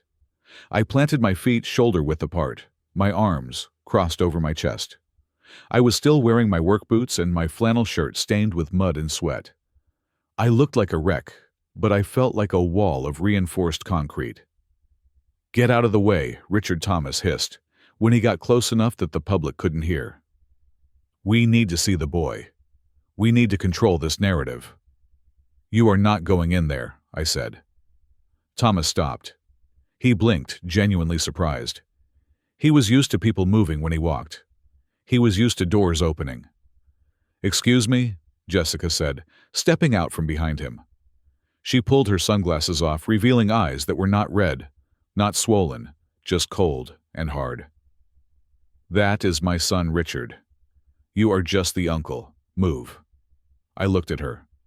I looked at the tan lines on her shoulders. I looked at the diamond tennis bracelet on her wrist that cost more than my entire education. "You are not parents," I said. "You are tourists. And your vacation is over." Thomas's face turned a shade of red that clashed with his tan. He stepped closer, invading my personal space. He was 2 inches taller than me, but he was soft. He was doughy from expensive dinners and sedentary board meetings. "Listen to me, you loser," he whispered, his voice dripping with venom. "I do not know what you think you are doing, but I am the legal guardian. I am the trustee. If you do not step aside right now, I will have security throw you out into the parking lot. Is there a problem here?" Sheriff Brody stepped out of the waiting room. He was followed by a woman in a gray suit, the caseworker from Child Protective Services. Her name was Ms. Holloway, and she had the kind of face that did not suffer fools. Officer Thomas said instantly, switching back to the grieving father persona. "Thank goodness. My brother is confused. He is in shock. He is trying to keep us from our sick child. Please tell him to move." Sheriff Brody did not smile. He did not step aside. He crossed his arms, mirroring my stance. "Mr. Miller, Mrs. Miller," the sheriff said. "Before anyone goes anywhere, we have some questions about the timeline of your trip." "It was an emergency," Jessica cried, dabbing at her dry eyes with a tissue she had pulled from her purse. "We had to fly to Europe, for investors. We left Leo with Elena. She must have had a psychotic break. She locked him in the attic. We had no idea." I reached into my pocket. My hand closed around the cold, hard plastic of the brick phone. I pulled it out. "You are lying," I said. Thomas looked at the phone. He frowned. He recognized it. It was the piece of junk he had told Elena to throw away. "What is that?" Thomas sneered. "Are you collecting garbage now, Richard?" I pressed the center button. I navigated to the media folder. I selected the voice recording I had saved. The voicemail Leo had tried to leave for his mother days ago, which had failed to send, but remained saved in the draft folder of the device. I held the phone up, right in front of Thomas's face. I pressed play. The sound was tinny, distorted by the old speaker, but the words were clear enough to stop every heart in that hallway. "Mommy? It is Leo. I am sorry I ate the cookie. Please unlock the door. It is so cold. The bucket is full. Mommy, please, I am hungry." The silence that followed was absolute. Jessica's hand flew to her mouth. This time, the horror on her face was real.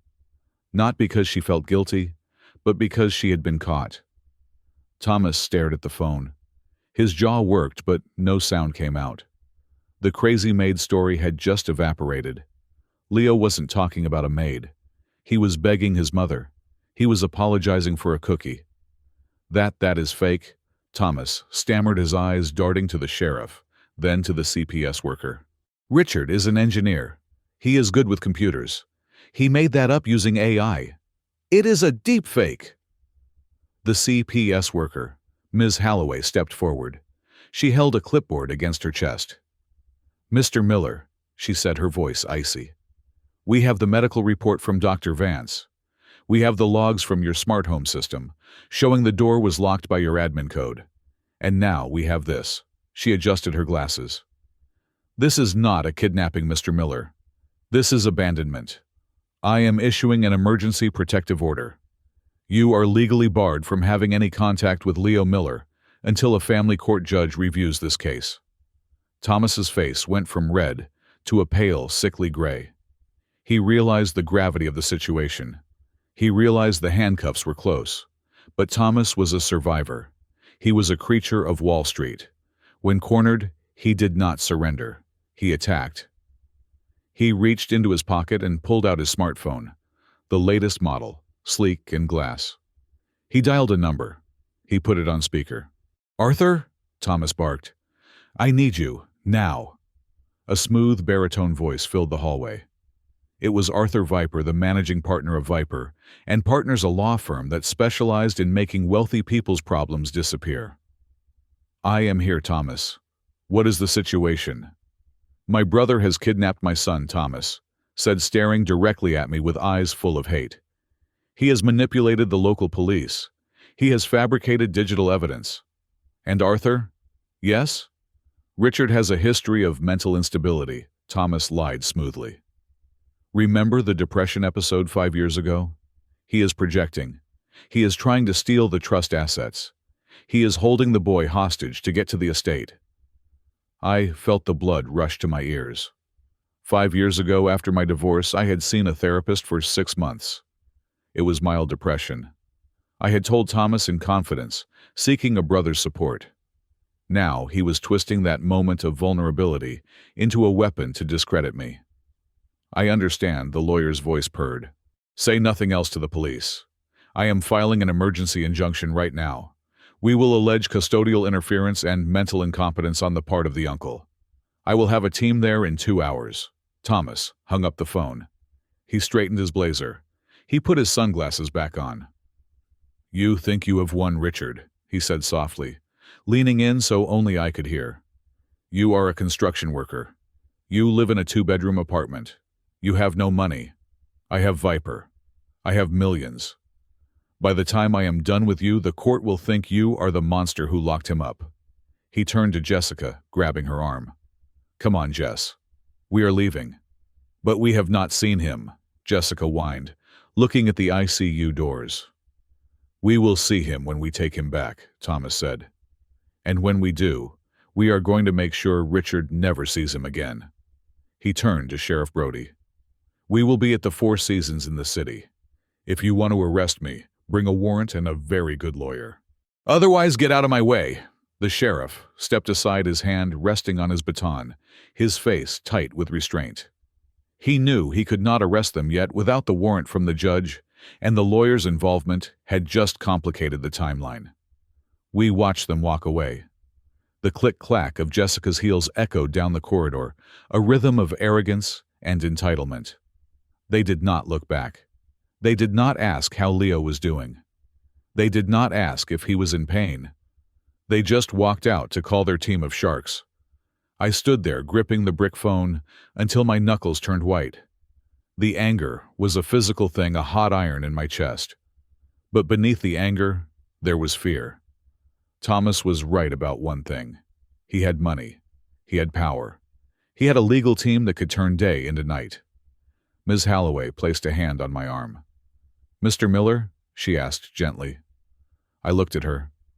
Do not listen to him, she said. Lawyers can argue whatever they want, but judges look at facts. And the fact is that little boy is terrified of them, and he is safe with you. She handed me a piece of paper. This is the temporary custody order, she said. It is valid for 72 hours. Take it. Go into that room. Be the family he needs. I took the paper. My hands were shaking slightly. Thank you, I said. I turned and pushed open the heavy double doors of the ICU. The noise of the lobby faded away. The air here was quiet, filled with the soft hum of machines. I walked to room 4. Leo was awake. He was sitting up slightly propped by pillows. He looked tiny in the hospital bed, his skin still pale tubes running into his arm. But his eyes were open. When he saw me, his face lit up. It was weak, but it was a smile. Uncle Rich, he rasped. I walked to the side of the bed and sat down. I am here, buddy, I said. Did the storm stop? He asked. I thought about Thomas and Jessica. I thought about the lawyer named Viper. I thought about the war that was coming. The storm outside has stopped, Leo, I said, brushing the hair off his forehead. But we have to build a shelter, a really strong one. Can we build it with pillows? He asked, hopeful. Yes, I said, swallowing the lump in my throat. We will start with pillows. But I promise you, Leo, no one is ever going to knock it down. I held his hand, watching the monitors beep. Thomas had declared war. He thought my history was my weakness. He thought my lack of fortune was my flaw. But he had forgotten what I did for a living. I deal with stress loads. I deal with pressure. I reinforce things that are about to break. Let him bring his lawyers. Let him bring his millions. I was digging in my heels.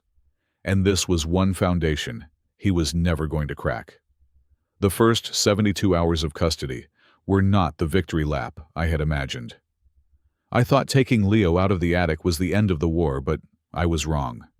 It was just the end of the physical siege. The psychological warfare was just beginning, and the battlefield had shifted from a frozen mansion to the terrifying labyrinthine landscape of a 5-year-old boy's mind. I had brought Leo to a safe house, arranged by Sarah Sterling.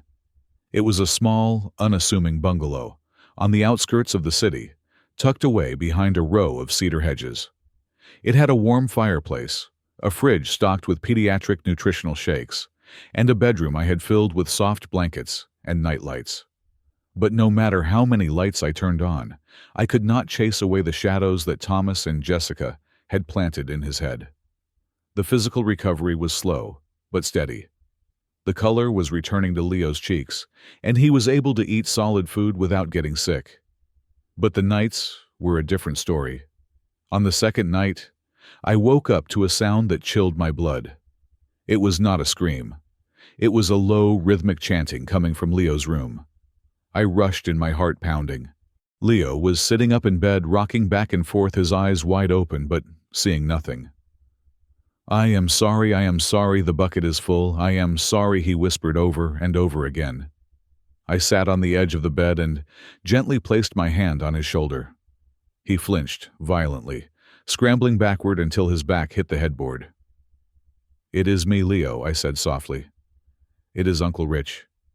You are safe. He looked at me, his breathing shallow and rapid. Then he asked the question that revealed the depth of the cruelty he had endured. Is Mommy dead? He asked. No, Leo, I said, confused. Mommy is fine. She is away. He started to cry, silent tears rolling down his cheeks. She said if I left the room she would die, he sobbed. She said my bad behavior makes her heart stop. She said if I go with anyone else, she will die of sadness because I am a traitor. I felt a wave of nausea wash over me. This was the manipulation. They had not just locked him in. They had tethered him with guilt. They had made a 5-year-old boy responsible for his mother's life. They had turned his natural instinct to seek help into a weapon against himself. To leave the attic was to kill his mother. That was the programming they had installed. I pulled him into a hug, rocking him, until his breathing slowed. That was a lie, Leo, I whispered fiercely into his hair. Your mom is not going to die because you are safe. Adults are responsible for themselves. You are just a boy. You are not a traitor. You are a survivor. He fell asleep in my arms, but I did not sleep again that night. I sat in the living room watching the sun come up, realizing that Thomas and Jessica had built a prison that walls could not contain. By the time the sun was fully up, the second front of the war opened. And this time, the weapon was the internet. I opened my laptop to check my email and was greeted by a barrage of hate. My inbox was full of death threats. My social media accounts, which I rarely used, were flooded with comments calling me a kidnapper, a creep, and a bitter, jealous failure. I clicked on a news link that was trending. It was a video posted by Jessica. She was sitting in a well-lit room, likely a hotel suite. She was wearing no makeup.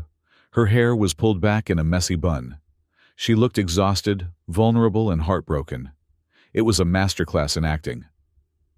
Please, she whispered to the camera, wiping a tear from her cheek. If anyone sees my son, please tell him Mommy loves him. His uncle, my husband's brother, has always been jealous of our success. He has always wanted what Thomas has. Now he has taken our son. She took a shaky breath. Leo has special needs. He gets confused. He makes up stories. We have tried so hard to protect him, to keep his struggles private. But Richard is using our son's disability to hurt us. He is twisting the truth. Please bring my baby home. The video had 3 million views. The comments were 90% in her favor. Poor mother. That uncle looks psycho. Rich people get targeted by jealous relatives all the time. I slammed the laptop shut. They were winning the court of public opinion. They were using their celebrity, their beauty, and their lies to bury the truth before the trial even started. But Arthur Viper, their lawyer, had an even dirtier card to play. At noon, my lawyer Sarah Sterling called me. Her voice was tight. Turn on the local news, Richard, she said. Channel 4. Now. I turned on the television in the living room. A press conference was taking place on the steps of the courthouse. Arthur Viper stood at a podium flanked by Thomas and Jessica. He looked like a viper, slick, sharp, and poisonous. "We are filing a motion for immediate dismissal of the protective order," Viper announced to the bank of microphones. "The allegations of abuse are not only false, they are a malicious distortion of medical necessity." He gestured to a large screen set up next to him. "The prosecution claims the parents locked the child in an attic," Viper said smoothly. "We call it a sensory deprivation safety room. Leo suffers from severe self-harm episodes. When he is overstimulated, he becomes a danger to himself. The parents had no choice but to create a secure, padded environment to prevent him from cracking his own skull." He pressed a button. A grainy video clip began to play on the screen. It was black and white footage from a security camera. It showed Leo younger, maybe 4 years old. He was in a hallway. He was screaming, his face contorted in distress. He threw himself against the wall. Then he banged his forehead against the plaster. Once, twice, 3 times. The video froze on the image of the boy hitting his head. "This is what they deal with," Viper said, his voice grave. "They did not lock him up to hurt him. They locked the door to keep him from wandering down the stairs and breaking his neck during an episode. The mattress was there to cushion his falls. The lack of furniture was to prevent injury. This was not abuse. This was extreme love in an impossible situation." I stared at the screen, my mouth dry. It was a brilliant evil pivot. They had taken a real symptom of his autism, the meltdowns, and used it to justify the torture. They had turned the victim into the villain of his own story. He was the dangerous one. They were the protectors. And because the public did not understand the nuance of the situation, they bought it. I could feel the tide turning. The narrative was shifting from starving boy to misunderstood medical crisis. Then Viper delivered the final blow. Furthermore, the lawyer continued looking directly into the camera. "We question the fitness of the temporary guardian. Richard Miller is a man with a documented history of mental instability." He held up a piece of paper. It was a photocopy of my medical records. 5 years ago, Mr. Miller was treated for severe depressive disorder following a divorce. He was medicated. He attended therapy for suicidal ideation. Is this the man we trust with a fragile special needs child? A man who can barely take care of himself? I felt like I had been punched in the gut. That was private. That was my lowest moment.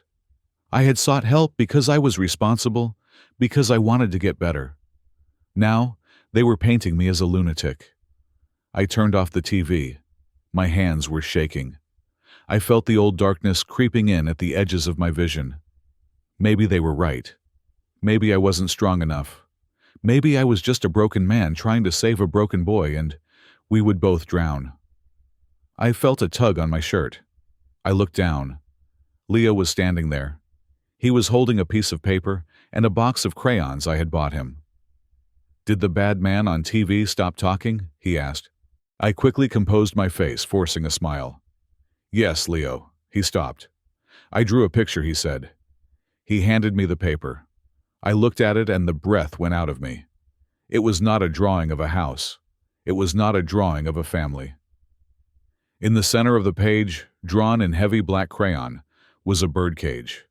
It was tall and narrow. Inside the cage there was a small stick figure. The figure was crying blue tears. Outside the cage, there were 2 giants. They were drawn in bright, garish colors. One was a man in a suit holding a bag with a $sign on it.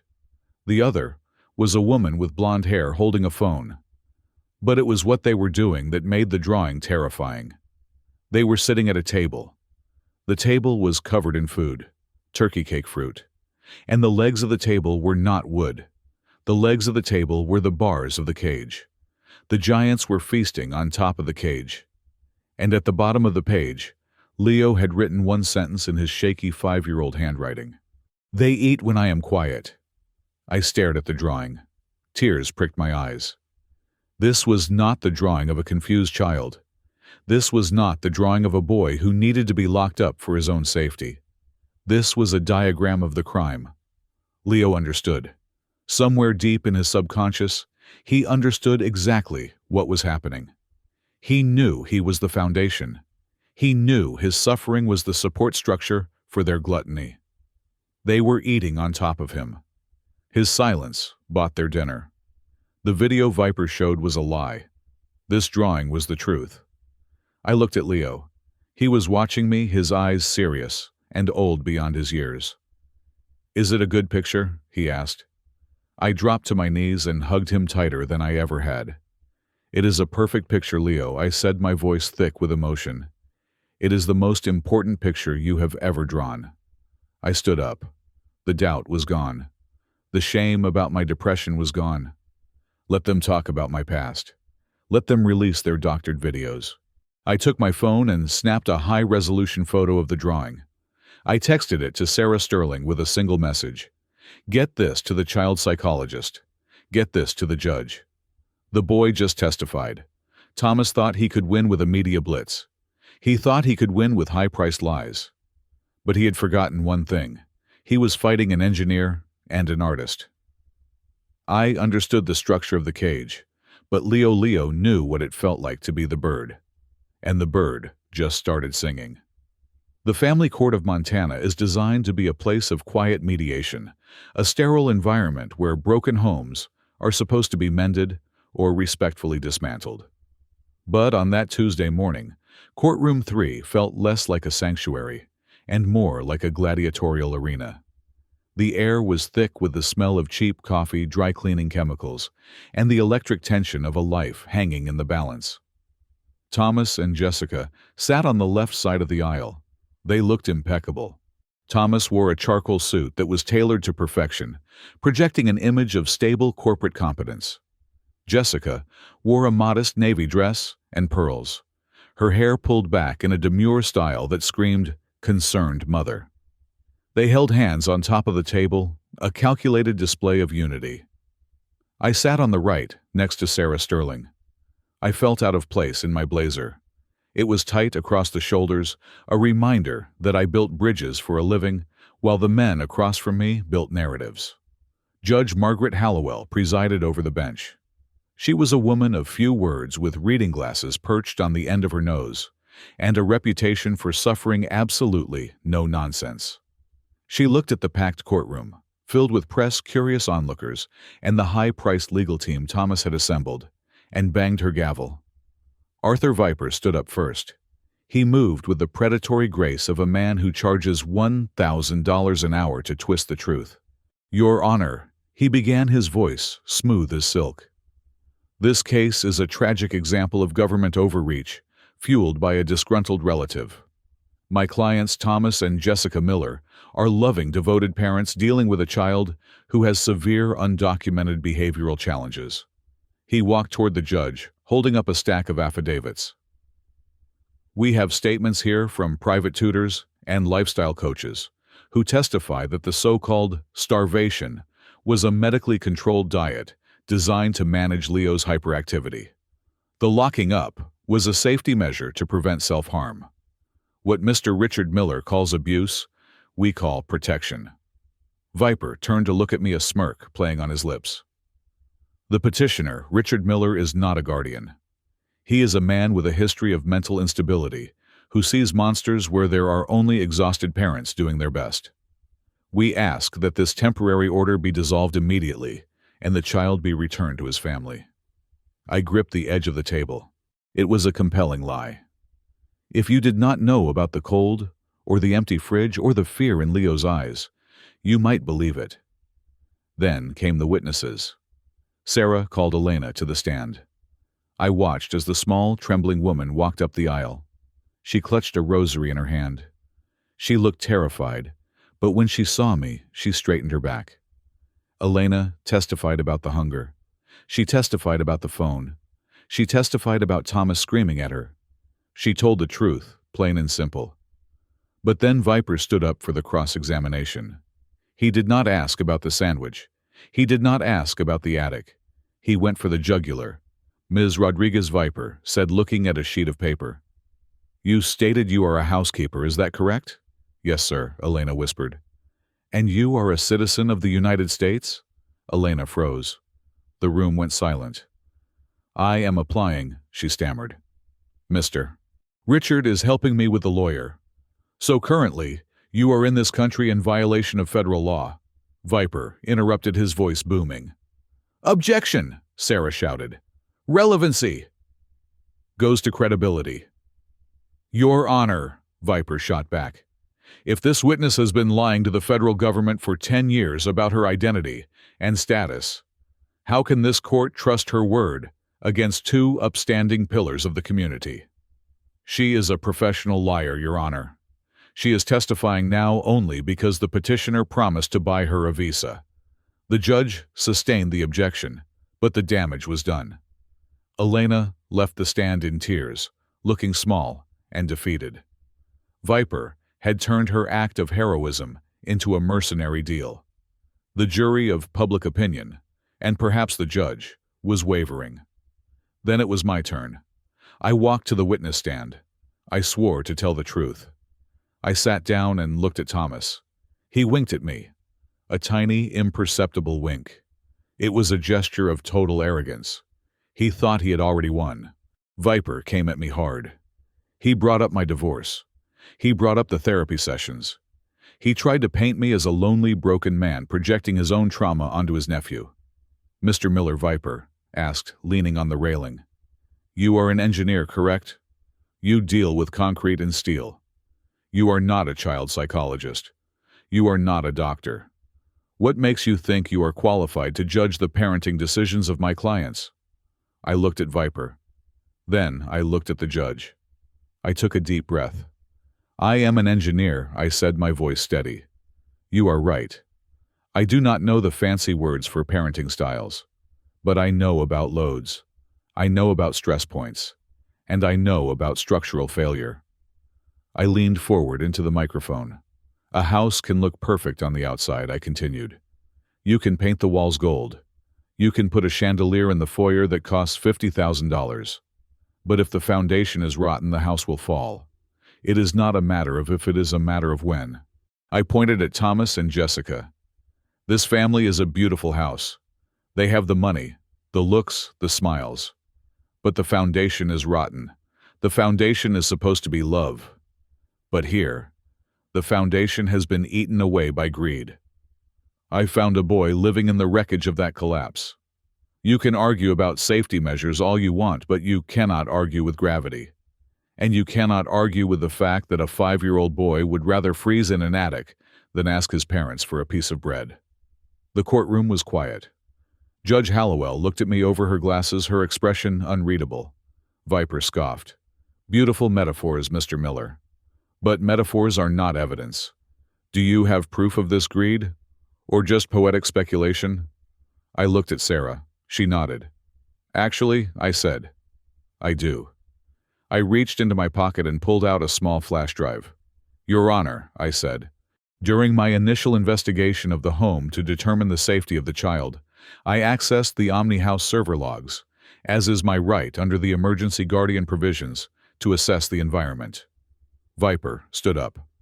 Objection. This is unauthorized data access, overruled, Judge Hallowell said. You open the door to the safety of the smart home counselor. Proceed, Mr. Miller, I continued. The Omni House system is designed to sync with all authorized devices on the network to adjust lighting and temperature based on the user's biometrics. It turns out, Thomas Miller wears a latest generation smartwatch, a watch that constantly uploads his health data location and, crucially, voice commands and ambient audio logs to the central home server for lifestyle optimization. Thomas's face went pale. He looked down at his wrist where the expensive watch sat. When I downloaded the logs for the attic door, I inadvertently downloaded the entire peripheral cache, I explained. It took my lawyer's forensic team a week to decrypt the audio files. I handed the flash drive to the bailiff. I would like to enter Exhibit G into evidence, I said. This is an audio file time-stamped December 20th. Location: the Royal Atoll Resort, Maldives. Time: 11:45 p.m. local time. Sarah stood up and connected her laptop to the courtroom's audio system. The room was deathly silent. Even Viper looked nervous. He had not prepared for this. He did not know his client was walking around with a wiretap on his wrist. Sarah pressed play. First there was static, then the sound of ocean waves and the clinking of ice in a glass. Background jazz music played softly. Then Thomas's voice cut through the room. It was slurred, relaxed, the voice of a man who thinks he is untouchable. Honestly, Arthur, stop worrying. The kid is frail. Always has been. There was a pause and another voice, presumably a drinking buddy or perhaps a business associate, mumbled a question about the risk. Then Thomas spoke again. Look, the company needs the injection. The trust is too slow. The insurance policy is the golden ticket. $10 million tax-free. That fixes the balance sheet and buys the new penthouse. The courtroom gasped.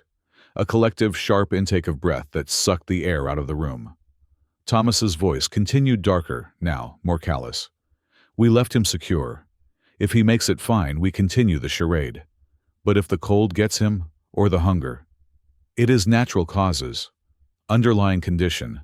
No autopsy can prove we didn't feed him enough if he has a metabolic issue. The sound of a glass being set down hard on a table. Just let nature take its course. He is not a son. He is $1 million debt. And I am ready to liquidate the asset. The recording ended with the sound of Thomas laughing. A dry, cruel chuckle that echoed off the mahogany walls of the courtroom. For 10 seconds, nobody moved. Nobody breathed. Then the chaos broke. Jessica stood up. Her chair scraped violently against the floor. She turned to Thomas, her face a mask of absolute horror. You said, she screamed, her voice breaking. You said it was just to teach him a lesson. You said we were coming back. She hit him. She swung her purse and struck Thomas squarely in the chest. You told me we were just disciplining him. You told me the insurance was for his college fund. You were trying to kill him? You were trying to kill my baby? Order! Judge Hallowell shouted, banging her gavel. Order in this court! But the facade had shattered. The structure had collapsed.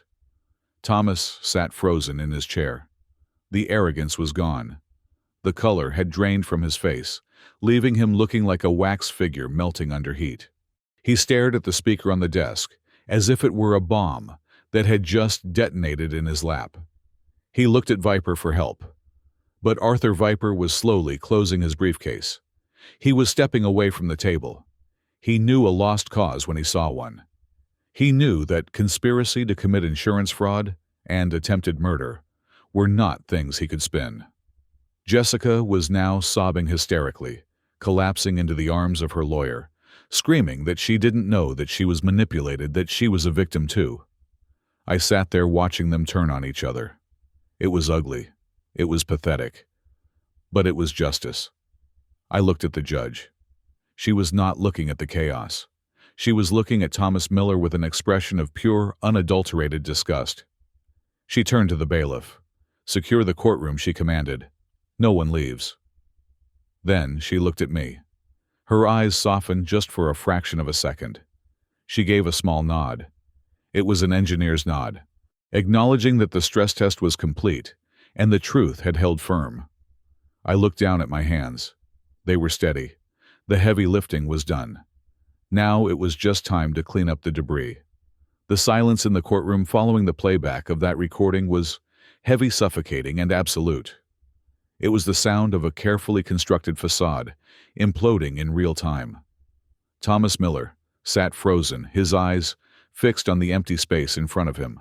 The arrogance that had defined his entire existence drained away, leaving behind only the hollow shell of a man caught in a monstrous lie.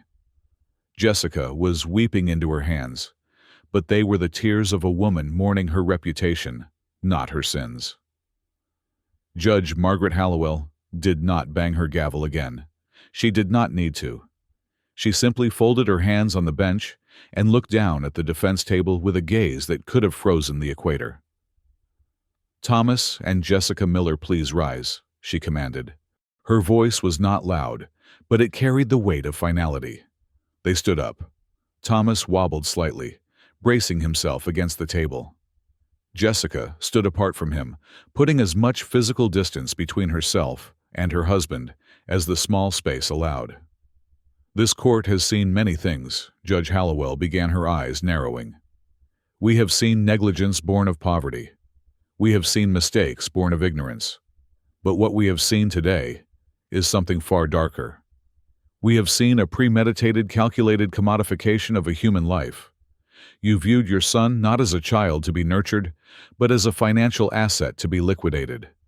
She picked up the file containing the insurance policy and the trust documents. "You trapped a 5-year-old boy in a freezing attic. You withheld food. You psychologically tortured him. And you did it all while planning to profit from his death. That is not parenting. That is predation." She turned to the court reporter. "The temporary custody order is hereby dissolved. In its place, I am issuing a permanent order terminating the parental rights of Thomas and Jessica Miller, effective immediately. Custody of Leo Miller is awarded solely and permanently to his uncle Richard Miller." Thomas flinched, as if he had been slapped. Furthermore, she continued, looking at the bailiff standing by the doors. "Based on the evidence presented, specifically the audio recording admitting to a conspiracy to allow a child to die for insurance proceeds, I am revoking bail. Officers, take them into custody." The reaction was immediate. 3 bailiffs moved in. There was no dramatic chase, no struggle. It was pathetic in its simplicity.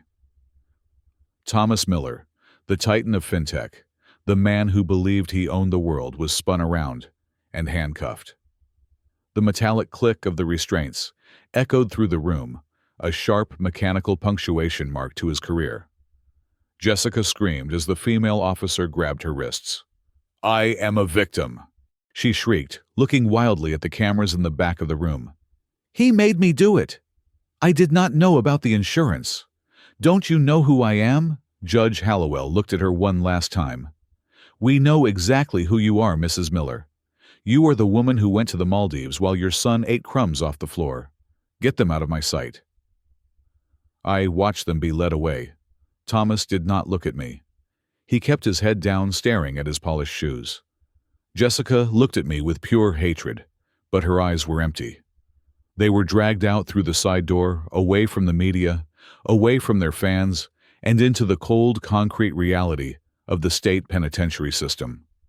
The aftermath was a slow, grinding process of dismantling their empire. The district attorney did not show mercy. Armed with the audio tape and the medical records, they pursued the maximum charges. Thomas was convicted of conspiracy to commit murder, aggravated child abuse, and insurance fraud. He was sentenced to 10 years in federal prison without the possibility of parole. The man who lived for control was now living in a 6x8 cell where he controlled nothing, not even when the lights went out. Jessica tried to cut a deal testifying against Thomas, but the court of public opinion had already sentenced her. The video of her fake crying, juxtaposed with the details of Leo's starvation, went viral. She did not go to prison for as long. She received 3 years for child endangerment. But her life was over long before she stepped into a cell. Her sponsors dropped her within hours. Her social media accounts were flooded with so much hate, they had to be deactivated. She filed for bankruptcy 2 months after the trial. The lifestyle influencer was left with no lifestyle to influence. She lost the mansion, the clothes, and the adoration. She was left with nothing but her name, which was now synonymous with cruelty. But I did not care about them. My focus was entirely on the boy who was now legally my son. The first few weeks at my place were hard. Leo was afraid of the dark. He was afraid of loud noises. He hoarded food. I would find granola bars hidden under his pillow and apples stuffed into his socks. He was terrified that the food giant would come back and take it all away. We started therapy with Dr. Vance's recommendation, a specialist who dealt with severe trauma. It was not a magic fix. It was work. We spent hours drawing pictures. We spent hours talking about feelings. I remember one night about a month after the trial, I woke up to find Leo standing by my bed. He was holding the brick phone, the one Elena had given him. He still refused to let it go. "Uncle Rich?" he whispered. "Yeah, buddy," I asked, sitting up. "If I eat breakfast tomorrow, will you be mad?" I pulled him up onto the bed and hugged him. Leo the first said, looking him in the eyes, "You can eat breakfast, lunch, dinner, and 3 snacks in between. You never have to earn your food in this house. Food is just food. It is yours because you are here." He nodded slowly, processing this. "Okay," he said. "Can we have pancakes?" "We can have all the pancakes I promised." And slowly, day by day, the ice began to melt. The nightmares became less frequent. The hoarding stopped. He started to laugh. A real belly-shaking laugh that sounded like music in my quiet apartment. We moved out of the city. I sold my bachelor pad. Using the funds from the trust, which was now under my management and strictly audited to ensure every penny went to Leo's well-being, I bought a house. Not a mansion. Not a smart home with cameras in every corner. Just a house. A 2-story farmhouse with a big wraparound porch, a yard full of old oak trees, and a kitchen that always smelled of something baking. I quit my job at Apex. I started my own small consulting firm working from home, so I could be there when Leo got off the school bus. I wanted to build bridges, yes, but the most important structure I had to build was a childhood. 6 months passed. The winter snows melted, revealing the green grass of Montana. The gray skies turned a brilliant, endless blue. It was a Saturday in July. We were at the park near our new home. The air smelled of cut grass and blooming clover. Other families were there having picnics, kids screaming and chasing dogs. I sat on a wooden bench watching Leo. He had changed so much. The hollow cheeks were gone, filled out with healthy baby fat. His skin was no longer translucent. It was a golden tan from playing outside in the actual sun, not a tanning bed. He was wearing a t-shirt and shorts, and his knees were stained with grass. He looked like a normal, messy, happy 5-year-old boy. He was running across the field, holding the string of a large dragon-shaped kite. He was laughing, his head thrown back, watching the red dragon soar higher and higher into the blue sky. "Run, Leo!" I shouted, cupping my hands. "Let out more string!" He ran, his little legs pumping the kite, dancing in the wind. It was tethered to him, but it was flying. It was the opposite of the cage he had drawn. He was grounded by love, but he was free to fly. He played until he was breathless. He ran back to me, his chest heaving, his face flushed with joy. He collapsed onto the grass at my feet, clutching the kite string handle. "Did you see it, Uncle Rich?" he panted. "It went almost to space." "I saw it, buddy," I said, reaching down to fix his baseball cap. It was amazing. He looked up at me. His eyes were bright, clear, and full of trust. Then he paused. He looked at the sky. A single, fluffy white cloud was drifting over the sun, casting a brief shadow. "Uncle Rich?" he asked, his voice dropping slightly. "Yeah? Is the storm coming back?" I looked at the cloud. I looked at the boy who had survived a blizzard in an attic. I knew he wasn't asking about the weather. He was asking if the monsters were coming back. He was asking if the hunger was coming back. I reached down and picked him up, setting him on the bench beside me. I put my arm around his shoulders and pulled him close. I looked him right in the eye. "Leo, look at me." He looked up. "There are no more storms," I said, my voice firm and absolute. "The bad people are gone. The cold is gone. As long as I am breathing, there will never be a storm in our house again. We have a strong roof. We have a strong foundation. You are safe." He studied my face for a long moment, looking for any crack in the armor. He found none. "Okay," he whispered. Then he grinned, the shadow passing from his face as the cloud passed from the sun. "Can we get ice cream? With sprinkles?" I laughed. "Yes, double sprinkles." He cheered and jumped off the bench, running back toward the kite, ready to fly again. I watched him go, feeling a peace I had never known in all my years of engineering. I had built skyscrapers. I had built bridges that spanned rivers. But saving this one small life, That was the greatest thing I would ever build. I turned to look at the camera, breaking the fourth wall for the final time. The park faded into the background as I focused on you, the listener. That is my story. Leo is safe now. He is happy. But as I sit here, I know that for every Leo who gets saved, there are others who are still waiting. There are children trapped in golden cages, hidden behind expensive doors, starving in the middle of plenty. We think monsters look like monsters. We think they hide in the dark. But sometimes they look like the perfect couple next door. They hide in plain sight, masked by money and smiles. So I am asking you, look closer, listen harder. If you see something, if you feel that structural weakness in a family that doesn't seem right, do not look away. Do not be silent. You might be the only lifeline they have. My name is Richard Miller, and this has been The Truth. Thank you so much for listening to this story until the very end. I would love to know where you are tuning in from today. Please leave a comment below telling me which country or city you are in. It is always amazing to see how far these stories travel. If you believe that every child deserves a safe home, please consider subscribing to the channel Calm Revenge Stories, hitting the like button, and pressing that hype button to help this video get recommended to more people. Together, we can make sure these stories are heard. Stay safe and take care of each other.